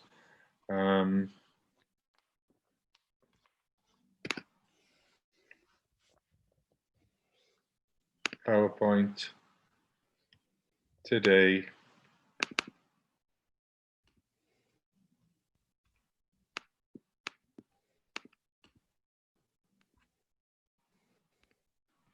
There we go. Okay, so here we have an example of a maximal isometric exercise done for our hip extensors. So useful for sprinting, for jumping, for pushing in the scrum, for many. Вот у нас тут есть пример другого упражнения на максимальные изометрические усилия, соответственно, которые полезны для спринта, для бега, для давления в схватке. Okay, and he's just pushing up against a fixed bar that can't move as hard as he can for 6 to 8 seconds. Он давит на гриф, который закреплен и не может двигаться, как можно сильно в течение 6-8 секунд. And we can use different methodologies to do this. Мы можем использовать самые различные методологии, чтобы это If там we совершить. push against that bar as hard and fast as we can, we will develop explosive strength. Если мы давим на данную, соответственно, на данный гриф как можно быстро и сильно, мы развиваем взрывную мощность. But if we push against that bar, if we develop force more slowly and we push against it very, very hard, you develop more maximal strength. Но если мы давим на нее медленнее, то мы развиваем больше максимальную силу. These are very effective methods at improving strength quickly. Это очень эффективный метод для того, чтобы развивать нашу максимальную силу быстро. But they only improve strength at the angle you've worked at, or very close to that angle. Но данная сила будет воспроизводиться только в том случае, только в том углу движения или близко к данному там диапазону углу движения. Okay.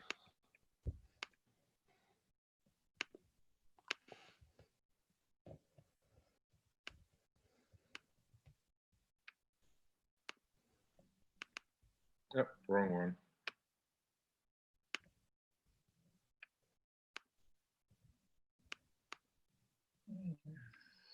Okay, so maximal isometrics. Now we're going to talk, and we've just had that video. Yeah, now we're going to talk about how we develop explosive strength. Теперь мы поговорим, как мы развиваем нашу взрывную силу. Okay, now I think some of the more important factors in developing explosive strength. Самые важные, на мой взгляд, факторы для развития взрывной силы – это You have to have enough recovery between sets. у вас должно быть достаточное количество восстановления между подходами. Okay, if you're not working at maximal intensity or maximal speed, you can't be developing explosiveness. Если вы не работаете на максимальной интенсивности или на максимальной скорости, вы не можете развивать свою взрывную силу. Maybe you're developing some form of strength endurance instead. Вы работаете над какой-то формой силовой выносливости вместо этого. So intent is very important. Intent to move fast, intent to be explosive. Поэтому очень важно намерение, к примеру, намерение быть быстрым, намерение быстро выполнять упражнения, намерение быть взрывным. But it's important before we do this that we teach athletes rhythm and coordination, that they're able to do the exercise well. Но для того, чтобы это намерение у наших спортсменов появлялось, мы должны им объяснить и научить их ритму и координации выполнения данных упражнений, чтобы они это делали быстро. And we know this is a more specific quality than maximal strength. So we have to have exercises that follow more of the criteria that define specificity. И данное упражнение на взрывную силу более специфичное, чем упражнение на максимальную силу, поэтому мы должны проверять наши упражнения по соответствующим критериям. So maybe maximal strength only needs to satisfy 1 to 2 of these criteria. Explosive strength needs to satisfy 3 Возможно, or 4. Yes? возможно, там наше упражнение на максимальную силу должно отвечать одному или двум принципам нашего этого динамического соответствия, то данное специфичное упражнение должно отвечать 4-5 данным принципам. What we know in rugby is that body parts may have different requirements.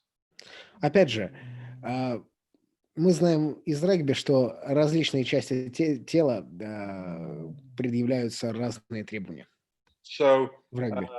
in advanced rugby league players, professional rugby league players, it has been shown that explosive qualities of the legs are not highly related to maximal strength levels of the legs. К примеру, так или иначе, в профессиональных регбийных лигах не наблюдается корреляция между взрывной силой ног и максимальной силой ног. Whereas explosive qualities of the upper body are very strongly related to maximal strength levels of the upper body. Но при этом, когда мы говорим про верхнюю часть тела, то там появляется сильная корреляция между взрывной силой и максимальной силой. Okay, so it might mean that maximal strength training is more important for our upper body than lower. Maybe. Это возможно обозначает, что работа на максимальную силу более важна для работы над верхней частью тела, чем над нижней. We also have to remember that there'll be positional differences.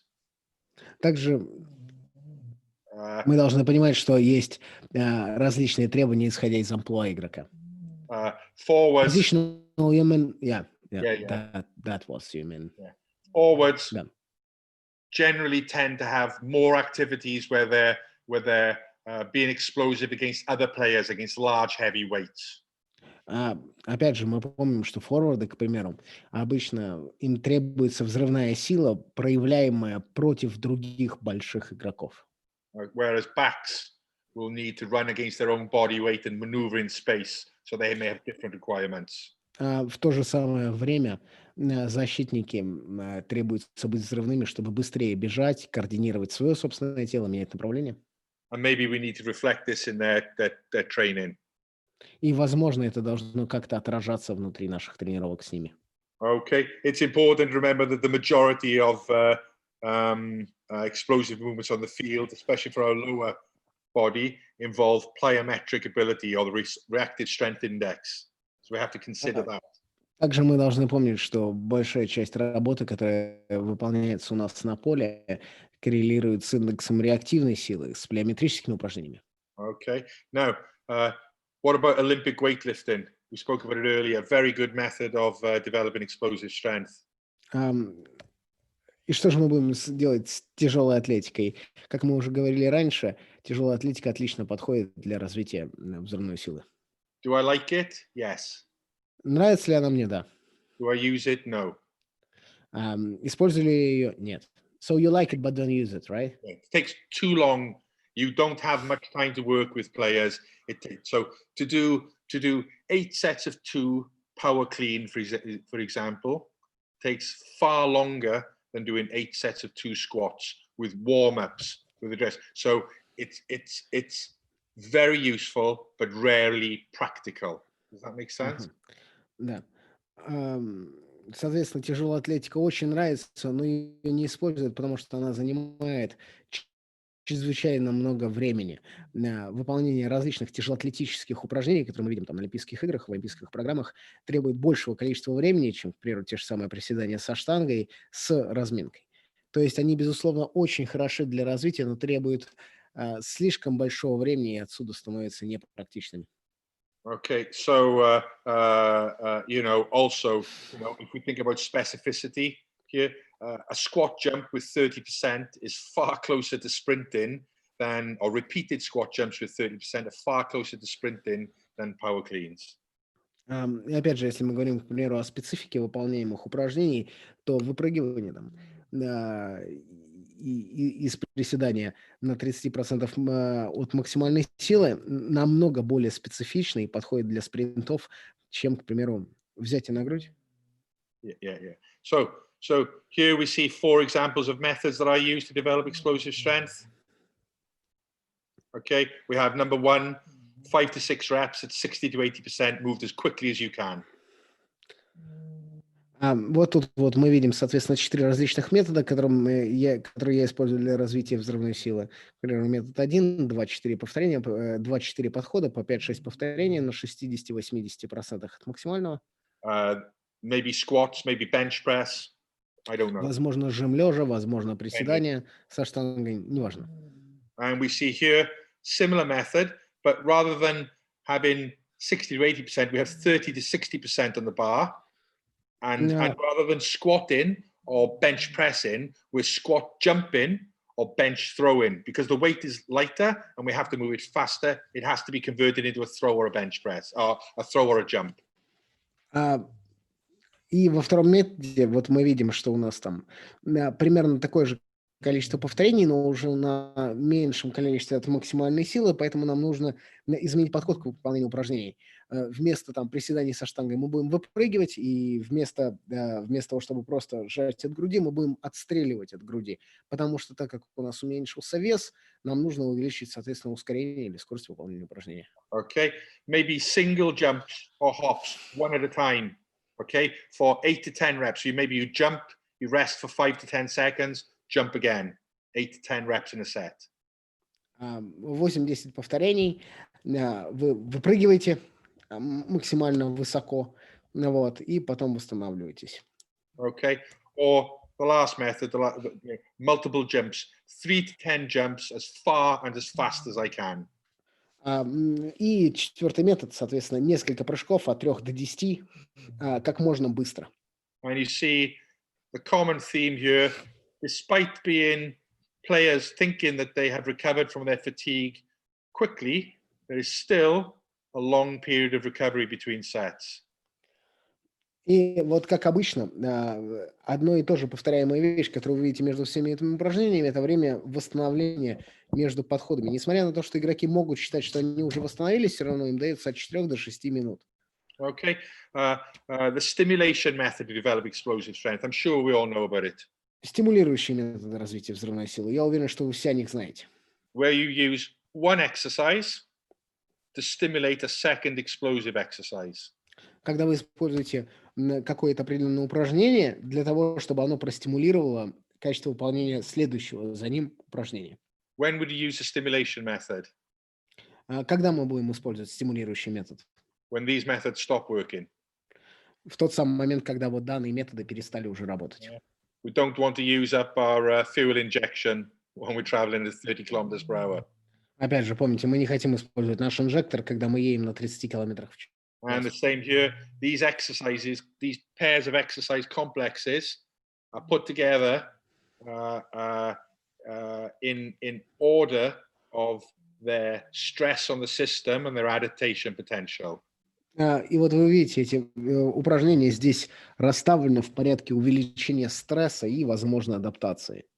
So the least stressful would be 2 sets of 6 to 8 reps of kettlebell leaps. Самым наименее стрессовым упражнением будет несколько подходов выпрыгивания с гири.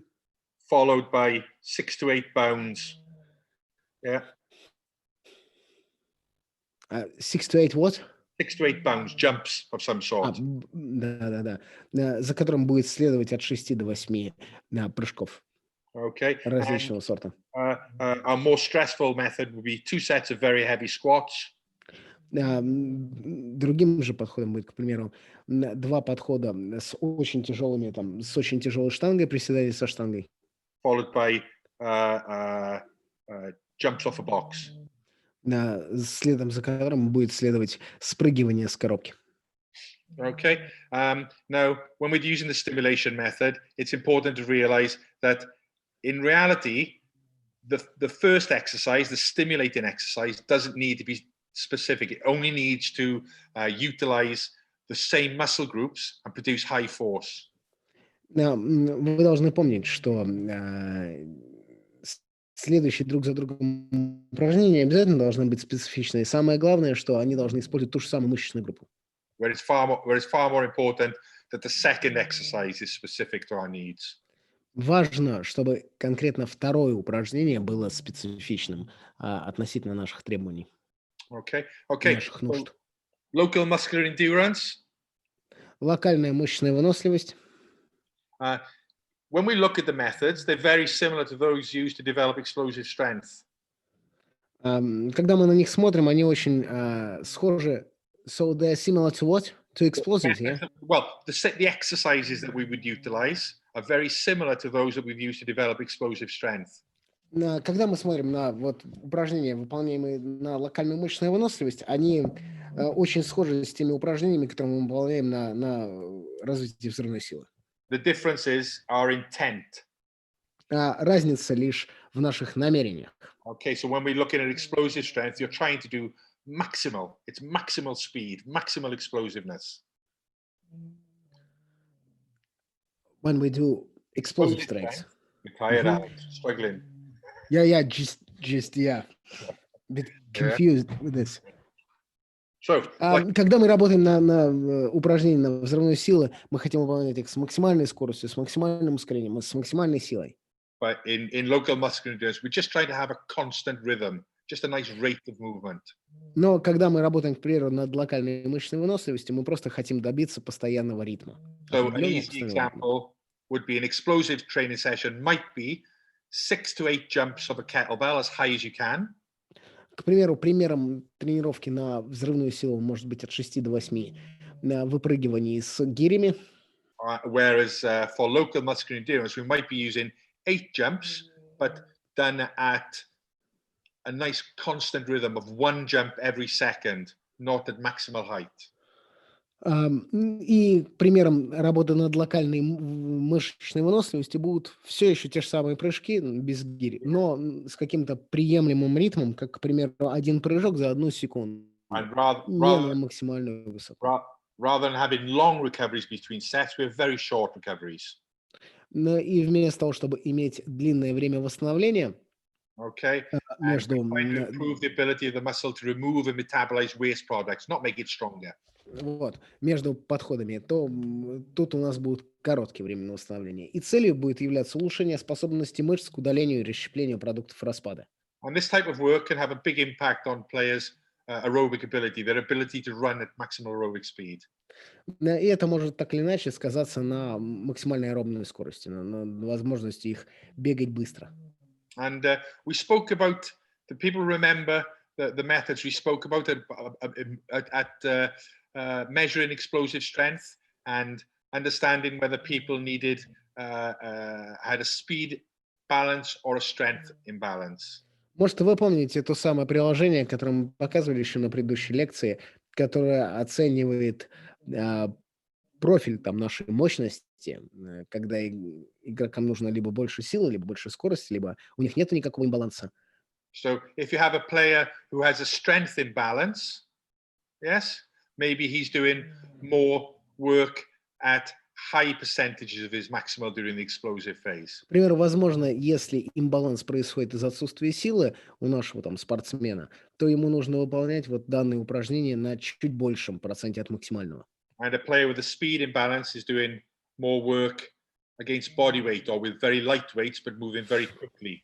А если у игрока, к примеру, имбаланс сходится в районе нехватки скорости, то ему нужно выполнять другие упражнения против силы собственного веса, но с большей скоростью.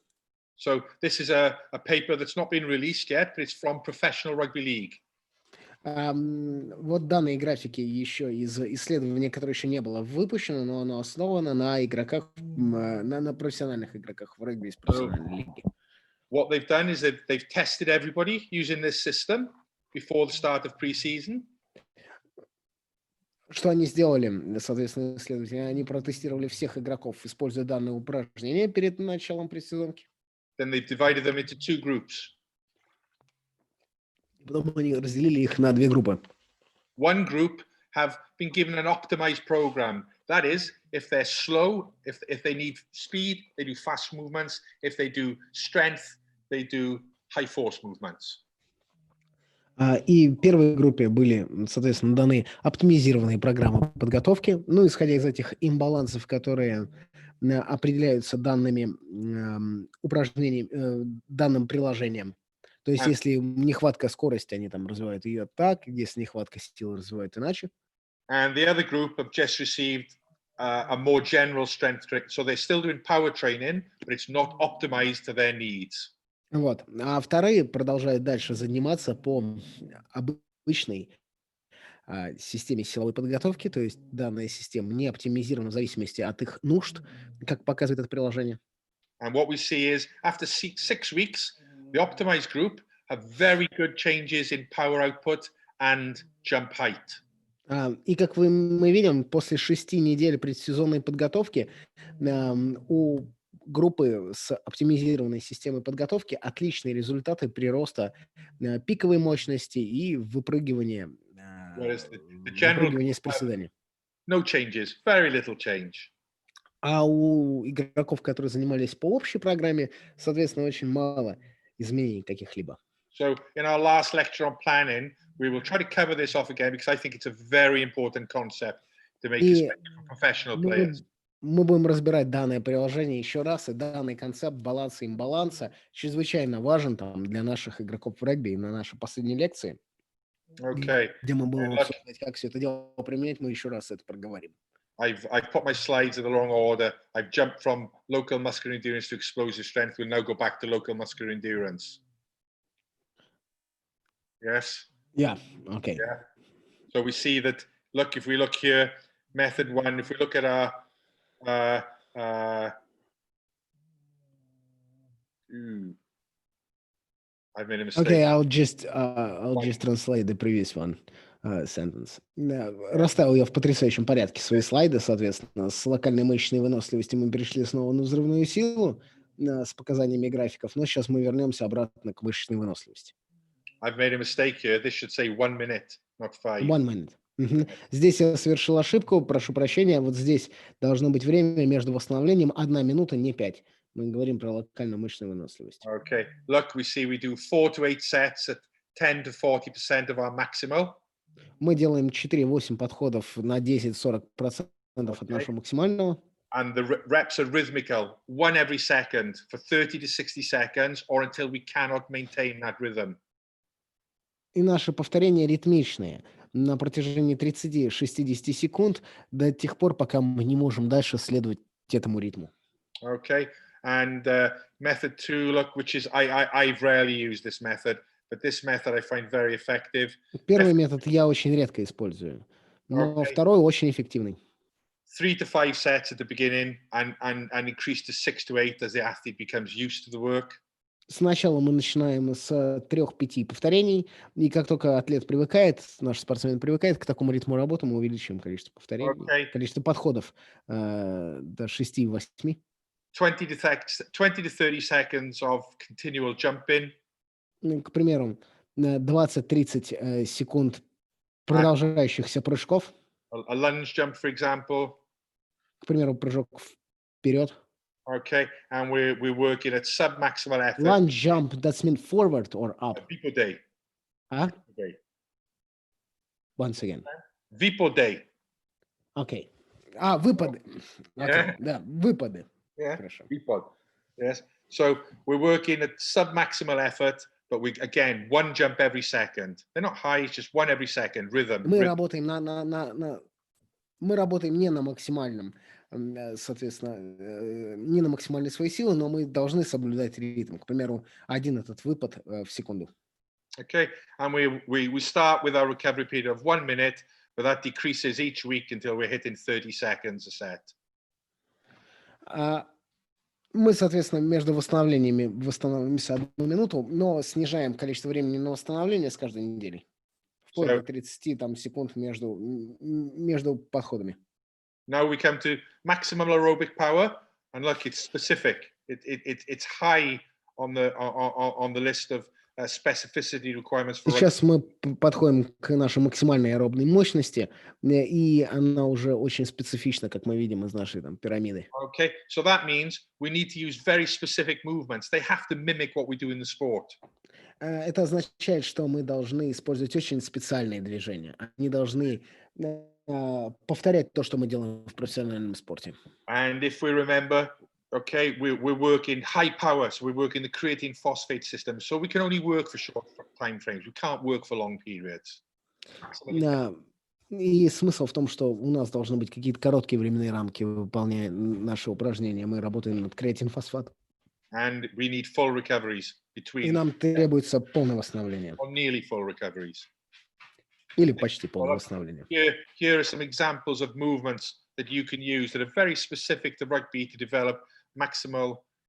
It's not speed; it's maximal aerobic power. It's ability to produce maximal anaerobic power. This is a mistake on the slide. But in Russian, it's okay. It's anaerobic. Yeah. Okay. Okay. Yeah. So look, we understand a thing or two. So look, we have sprinting up a hill as fast as possible.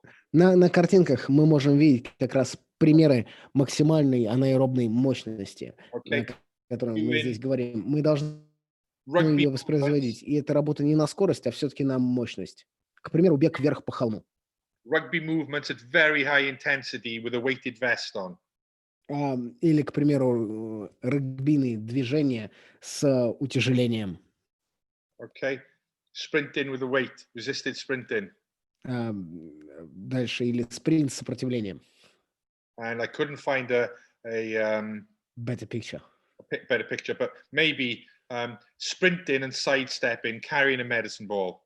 Или, к примеру, спринт и повороты, держа медицинский мяч. Okay, so maybe the coach is blind. That's how he sees him. Yeah, so carrying that medicine ball will probably put us into a better position for more like when we carry the ball in rugby. It also adds some weight and ensures that we're working at maximal intensity. Опять же, этот медицинский мяч позволяет нам убедиться, что человек выполняет упражнения на максимальной интенсивности, и помимо этого у него есть какой-то определенный вес, более тяжелый, чем у регулярного там регбийного мяча. Примеры максимальной анаэробной мощности. Okay, sprints up a hill, 4 to 8 reps, 3 minutes between reps, 2 to 3 series. К примеру, бег с сопротивлением, либо бег вверх по холму, 15-25 метров спринты, один подход по 4-8 повторений с 3 минутами между данными повторениями. Okay, and 8 to 10 seconds of work where we focus on sprinting as fast as we can into a series of side steps, carrying a ball, a light medicine ball. Или, к примеру, какие-то специфичные движения. Второй метод — 8-10 секунд спринта с сайдстепами, с медицинским мячом. 4 to 8 reps with 2 minutes recovery between reps. Okay, and we can see И series. 4-8 таких повторений с 2 минутами Now, these methods, восстановления. the exercises you use are limited to your imagination. И смотрите, то, какие вы выбираете, соответственно, упражнения, ограничены лишь вашим воображением. And you only have to ask yourself 2 questions. Does it mimic something I do in the game? Is it the same? Is it specific to a game? И опять же, вы должны себе задавать 2 вопроса. Повторяют ли данные упражнения чего-то, что мы совершаем на поле? And am I working at maximal intensity? И работаю ли я на максимальной интенсивности? Because if I decrease the recovery time, I'm no longer working maximal aerobic power. I'm working some form of endurance. Опять же, если я уменьшу количество времени восстановления, я уже не работаю над максимальной анаэробной мощностью, я уже работаю над какой-то The only difference, выносливостью. yeah, the difference between maximal aerobic power here and repeat sprintability is only the recovery between repetitions. Nothing else. One is 20 seconds, one is 3 minutes.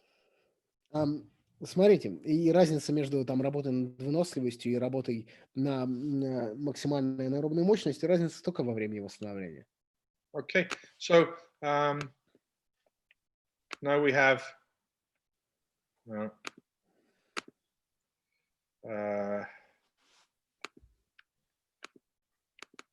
reactive strength index. You can see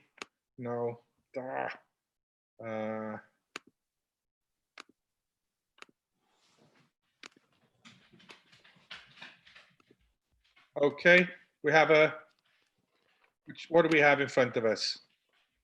What do you have in front of you, Alex? Is it I see video strengths.pptx. Yeah. Look, I think it's important first. Let's talk about reactive strength index. It's important to realize what good looks like.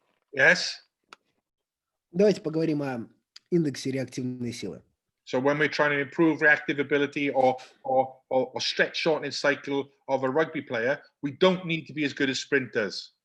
Если мы хотим улучшить там индекс нашей реактивной силы, соответственно, нам не нужно быть настолько хорошими, как и спринтеры. But we need to move further in that direction. We need to move towards them. Но нам все равно нужно двигаться в этом направлении. Нужно двигаться там к их улучшению. So here we have a slow motion video of a sprinter, and we see the height that he achieves through minimum time on the floor. Мы сейчас вот видим спринтера, который спрыгивает с этой коробки, и за минимально короткое время мы видим, какой высоты он достигает, спрыгивая. Okay, so we have to realize how explosive our players need to become to compete with the best in the world. И мы понимаем, насколько взрывными должны быть наши игроки для того, чтобы соревноваться против лучших из лучших в мире. So there is a guy in US Rugby Sevens, right? Yes. Who is a professional sprinter. Yeah.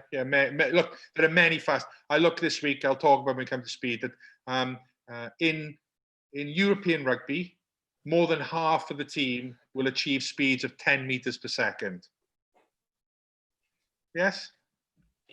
В европейском регби, соответственно, есть множество игроков в командах, которые могут достичь скорости 10 метров в секунду. In Russian rugby, I've only seen 2 people able to achieve that. So you mean 10 seconds per 100? No. That's no. Because to achieve that, that's an average. You would run at 12 meters per second. So 11 meters. It's 11. It's probably 11 seconds for 100 meters. But half the team achieve. It's for one brief point of the sprint they're able to achieve 10 meters per second. Understand? Yeah. Да. Но при этом есть всего пару игроков в нашей стране, которые могут достигнуть этой скорости. И то есть пробежать, к примеру, там 100 метров за 11 секунд. Или выбежать за 11. And I'll share some data with you next presentation from a European team that I was given this week. Half of them. Я, соответственно, поделюсь с вами данными по европейским командам на следующей неделе. Okay, so the methods for developing repeat sprintability are similar. reactive strength index, I apologize, the methods to develop a reactive strength index are very similar to the methods used for developing explosive strength. И опять же, методы для того, чтобы улучшить наш индекс реактивной силы, примерно тот же самый, что и методы для улучшения взрывной силы. Except that they will always involve jumping or bouncing to ensure that we're utilizing the stretch shortening cycle. Но разница только в том, что мы постоянно используем прыжки, jumping or throwing, right? Yeah, so maybe continual squat jumps. Для того, чтобы использовать вот данный цикл Yeah, or растяжения и сокращения мышц. or multiple bounds across a track. К примеру, одним из методов может быть последовательные прыжки. And it's important to realize that if we're doing high-speed sprinting with players, we're doing the most effective method or the most specific method of reactive strength development, because stretch shortening cycle is very important in sprinting and you utilize it with every stride. И опять же, мы должны помнить, что если, к примеру, мы выполняем наши упражнения на спринты, то это является одним из самых специфичных упражнений для регби, потому что, соответственно, в спринте очень важна как раз вот этот вот цикл растяжения и сокращения мышц. So these methods all develop RSI. Да, все вот эти методы, которые вы видели, все и развивают индекс реактивной силы. Okay, and as I said, sprinting, okay, the most effective method for developing, or the most specific method for developing. И как я и сказал, спринты являются одним из самых эффективных методов развития индекса реактивной силы и одним из самых специфичных. Okay, and we come to the last, thankfully for you, Alex, I can see how tired you're looking. Yeah. We come to the last. Still going strong. И мы подошли. Okay, power circuits. We spoke about these last time. So remember we spoke about the fact that our endurance and our strength are following the same continuum and they meet at the top. Yes? Да, опять же, мы разговаривали про силовые круговые тренировки уже в прошлый раз. So last time we saw that our most specific form of endurance training were power circuits. И мы в прошлый раз уже говорили о том, что силовые круговые тренировки являются очень специфичными по отношению к регби. So our most specific form of strength training are also power circuits. И опять же, в прошлый раз, когда мы говорили об этом на выносливости, это здесь, когда мы говорим о силе, опять же, самым специфичным видом развития нашей силы является тоже круговая тренировка. Okay, let's remember some points about our ability to our power circuits. One, you need to be able to produce high levels of power on one occasion before you can practice producing it on many occasions. Опять же, вспомним те вещи, которые мы обсуждали в прошлый раз, конкретно круговых тренировок. Нам надо быть способными производить высокие уровни мощности хотя бы один раз, прежде чем создавать его постоянно. Which means that power development always comes before power endurance development. Именно поэтому развитие силы всегда идет перед силовой выносливостью. Each exercise can only be performed for a short period of time. If we wanted to be explosive and maximal intensity, it can only be between 7 and 10 seconds. Также это означает, что наши упражнения должны быть короткими, относительно повторений, с большим количеством восстановления, если мы хотим развивать взрывную силу. You know, but the majority of things we do in rugby involve a stretch shortening cycle. So ensure there's some stretch shortening cycle work in your training. Опять же, большинство действий в регби включает в себя цикл сокращения растяжения, поэтому эти циклы должны быть включены и в наших круговых тренировках. Okay, these are our most specific exercises. They need to fulfill every single one of the criteria that we placed down earlier to define specificity. И опять же, все наши упражнения должны быть специфичными. Они должны включать там все возможные действия, которые нам придется совершать на поле. These are very taxing. They're very demanding on players. The higher the level, the more powerful you are, the more demanding they are. Опять же, и данные упражнения, данные силовые тренировки очень утомительные. 1 to 2 a week maximum. 1 или 2 раза в неделю максимум. Okay, and it replaces both a strength and an endurance session. И данные круговые тренировки вместе с собой заменяют и тренировки на силу, и тренировки на And выносливость. as we've already discussed, it's the conclusion of both your strength and your endurance training. Да, и это является, по сути, заключительным планом подготовки нашей силовой и выносливой и программы на выносливость. Choose 6 to 12 exercises, От 6 до 12 упражнений, work for 7 to 10 seconds, работаем от 7 до 10 секунд, be as explosive as possible, стараемся быть как можно более взрывными, reflect what you do in the game, the magnitude of the forces. отражаем ту величину силы, которую мы непосредственно прикладываем в самой регбийной игре. Sometimes we have to move heavy loads. Порой нам приходится толкать тяжелые предметы, Sometimes we only move our body weight. а порой мы просто двигаем там массу собственного тела. Okay, but we have to but it's quickly, always explosive. You have to Но run. мы все это должны делать очень быстро, мы должны быть взрывными. You have to run. Running is essential. We run in the game. There has to be running involved and fast running.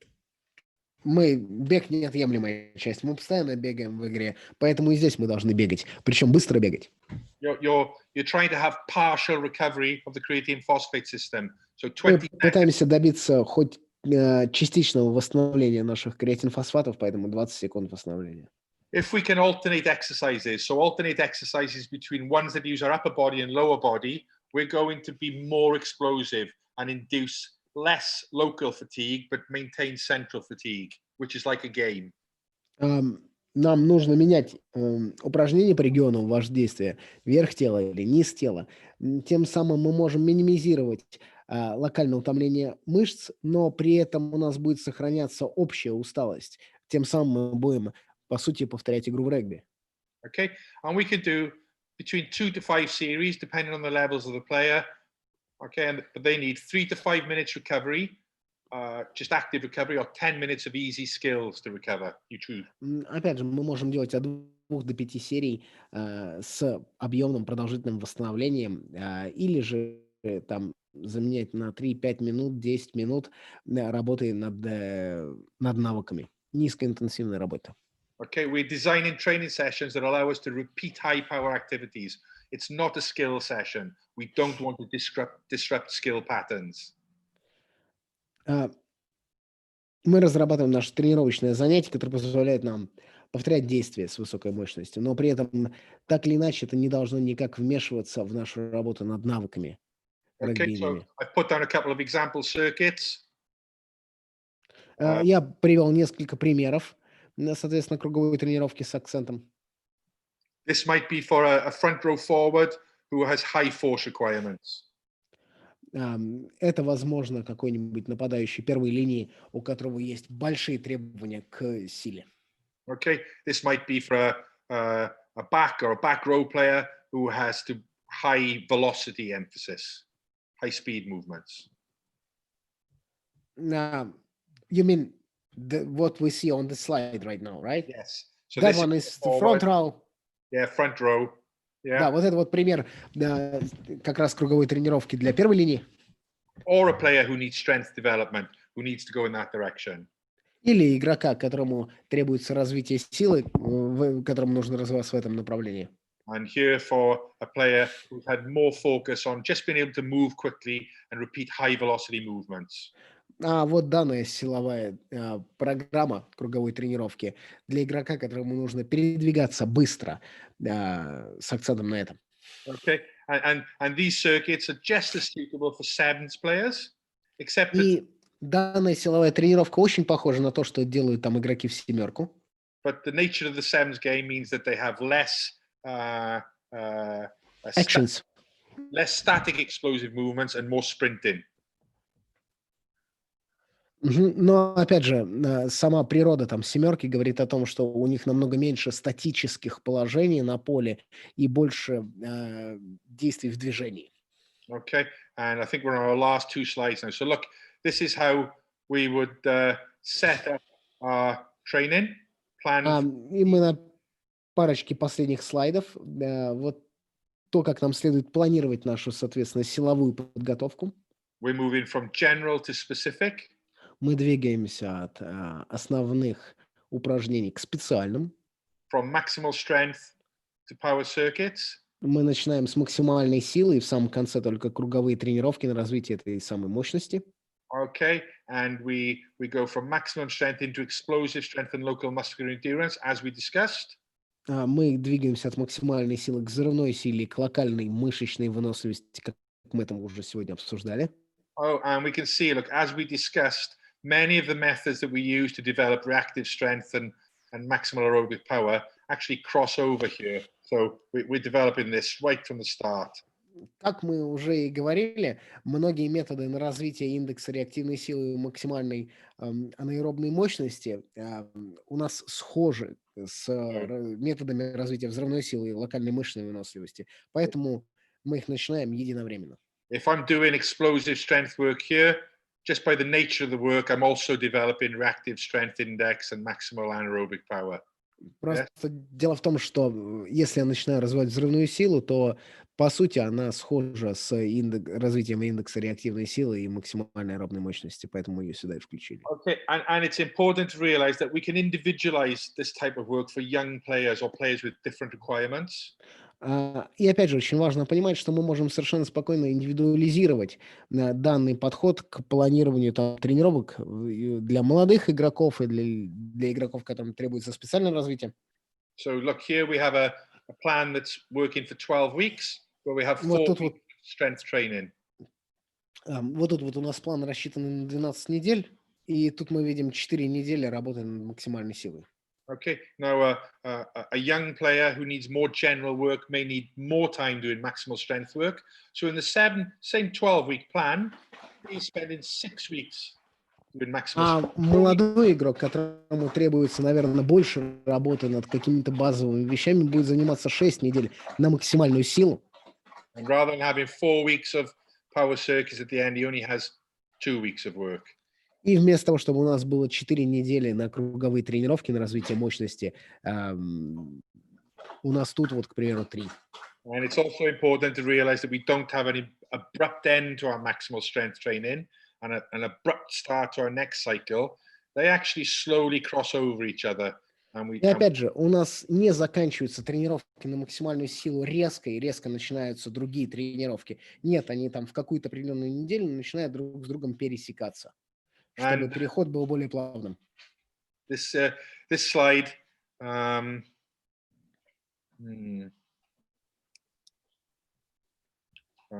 hasn't come out very well. We've missed some weeks at the start, but no matter. This looks at a season.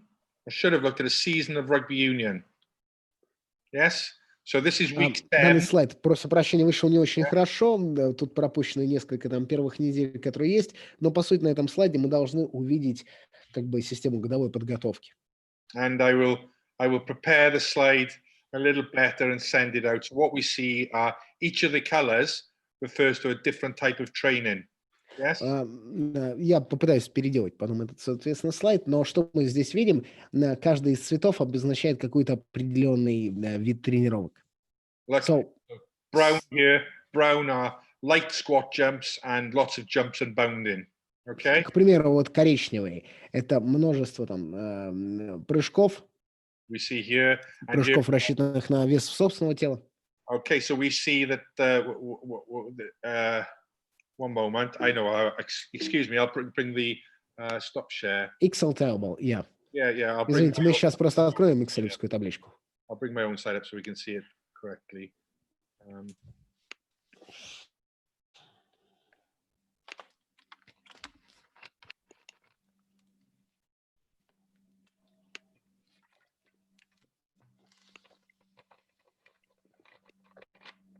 Okay.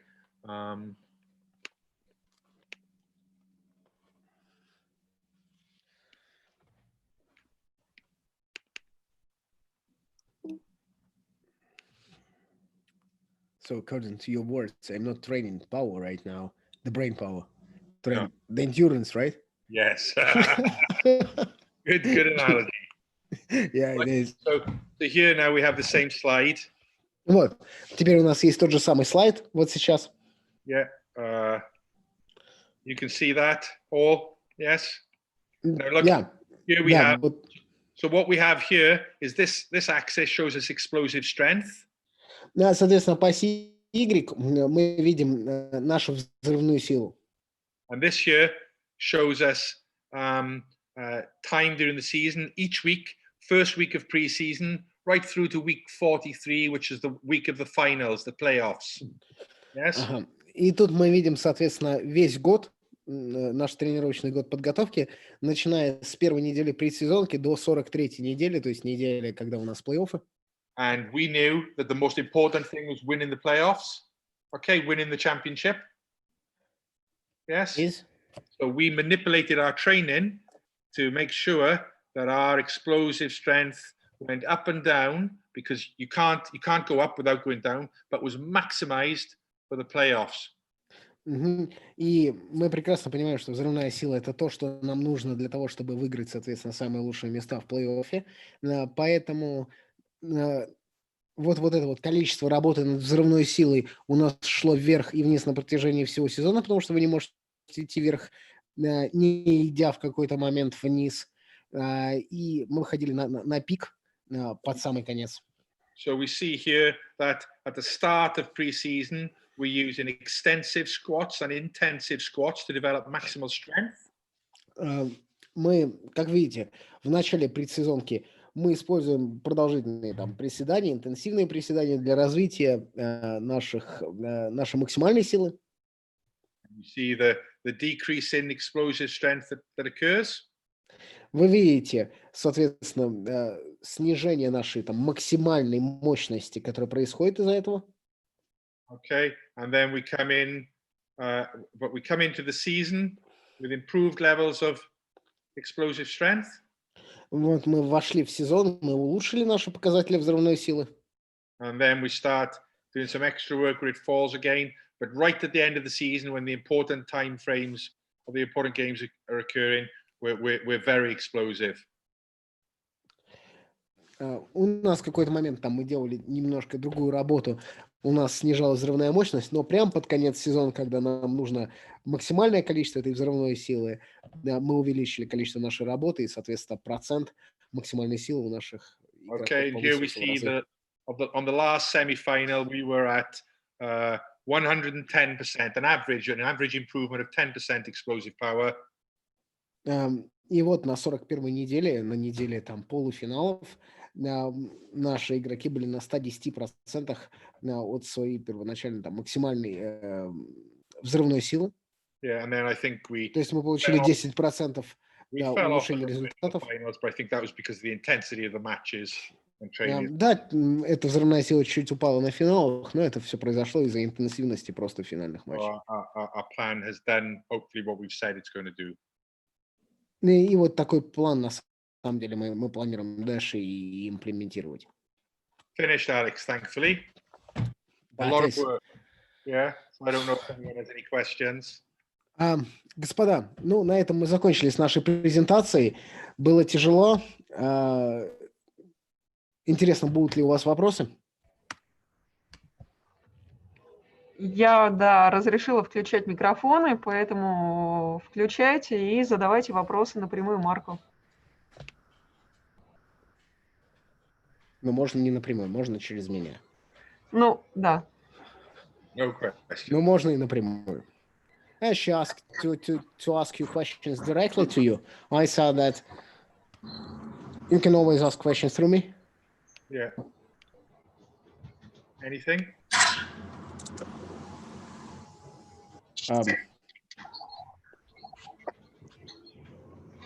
Я имела в виду, что лучше задать вопрос вслух, да. Да, слушаем вас. Добрый день. Такой вопрос по поводу растяжки мышц, сухожилий, вот по поводу этого, насколько часто надо это проводить? Потому что при интенсивности определенной забиваются мышцы. Вот такой вопрос. Растяжки или работа на здоровье сухожилий? Вот на здоровье сухожилий работа и растяжка мышц, потому что очень часто, вот особенно судороги бывают во время игры, во время тренировок, приходится восстанавливаться спортсменам чаще. Вот такой вопрос. Mark, so there is a question on tendon things, on tendon extensives and tendon health. Because of the nature of the intensity of the game, sometimes the players can experience how it's called when they can't move because of the muscles and so. Yeah. Yeah. So how often do you work on that stuff, on the tendons health and on the strengths, So shortening cycle?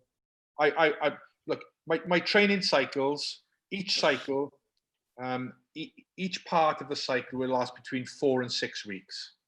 Okay, so maybe I'll do 4 to 6 weeks of maximal strength work, then 4 to 6 weeks of explosive work, then 4 to 6 weeks of specific work. Yes. Mm-hmm. Go on. You want to translate that? Mm-hmm. No, понимаете, моя работа вся разбита на определенные циклы. Я работаю там от 4 до 6 недель на максимальную силу, потом от 4-6 недель на взрывную силу, от 4-6 недель там на развитие там еще какое-нибудь качество. Okay. Now, then during the maximal strength period, they're getting a lot of work that maintains tendon health. A lot of very heavy weights or isometric forces. You need heavy weight and high levels of force to maintain tendon health. That's you mean during the first 4-6 weeks. That's happening. It's happening. I don't have to worry about it. Yes? И в тот самый момент, вы, учитывая в любом случае все эти циклы, вы все равно работаете над силой своих, над силой своих сухожилий, потому что вы используете большие веса. Большие веса нужны для того, чтобы там улучшать здоровье ваших сухожилий. Then the work for that you saw the isometric work you saw the sprinter doing, okay, exercises like that. Опять же, I will add in during the explosive period of training, 4 to 6. А вот те самые упражнения, которые вы видели, на изометрический вот этот вот бег, я их буду включать в цикл взрывной работы. So maybe I would do that by looking at, say, for instance, I'm going to do a explosive training session that is bounds to start with, followed by explosive bench press. Yes? Возможно, тогда это будет выглядеть примерно так, что я это включу в свою тренировочную сессию, посвященную взрывной силе, где мы начнем с выпрыгивания с прыжков и потом с отстреливанием в жиме лежа штанги от груди. I would do the bounds, and then during their recovery periods from bench press, they could do the tendon health work. И вот в тот самый момент восстановления, когда я сначала сделаю выпрыгивание, потом у меня будет вот это вот жим лежа, и в момент восстановления от жима лежа, возможно, я включу вот в это время восстановления работу на здоровье сухожилий. So you don't have to add time to the session. It can be done at another point during the session. И если вы не можете это сделать в какой-то момент своей тренировочной сессии, вот прямо сейчас во время восстановления, можете просто перенести в другой момент своей тренировочной сессии. I've done 4 weeks of maximal strength work where we're looking after tendons. I've then included tendon health work in my 4 weeks of explosive strength training. During my last phase of very specific training, I won't do it. We can manage for 4 weeks. 4 weeks is okay. It's not a problem. Unless you have a player who has a specific issue, who really has a problem, and then he will continue to do it. Опять же, мы начинаем наш сезон там с 4-6 недель на максимальную силу, в которой как раз мы и заботимся о здоровье наших сухожилий, работая с большими весами. И, в принципе, нам этого достаточно. Я бы не стал бы, когда в конце сезона работать над этим, только если у игрока нету специальных предписаний. Если только индивидуально у него нет проблем с сухожилиями. Okay, does that answer the question? Это смогло ответить на ваш вопрос? Да, спасибо большое. Спасибо. Yeah, thanks a lot. Thanks a lot, Mark. Okay. Any other questions? Еще вопросы, господа? Вы не стесняйтесь, можете задавать все, что угодно. No, that was not a question. How to work? So there is a question from Stepan Yefremov. How do you work in a training gym during the season? And what to look after? I don't understand the question. What exercises? What am I looking at? Is it yes? Just that's the question. Like, how do you work in a training gym during the season? Yes, at what things? I think he's probably referring to how we put cycles together. How do we periodize our plan?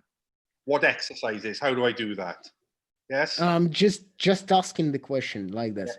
Степан, вы можете совершенно спокойно озвучить вслух свой вопрос, потому что немножко он слишком размытый, Наверное, мы предполагаем, что вы имеете в виду. Once again, what do you think he's? I think he's talking to how I plan my year. What do I do in the gym during the season when we're actually playing? Нам кажется, что вы задаете вопрос, как вы собираетесь, соответственно, планировать работу в тренажерном зале в течение года и как планировать, соответственно, эти там циклы работы. I don't work any differently to what you've just seen. Only the volume, the amount of work is smaller, less work.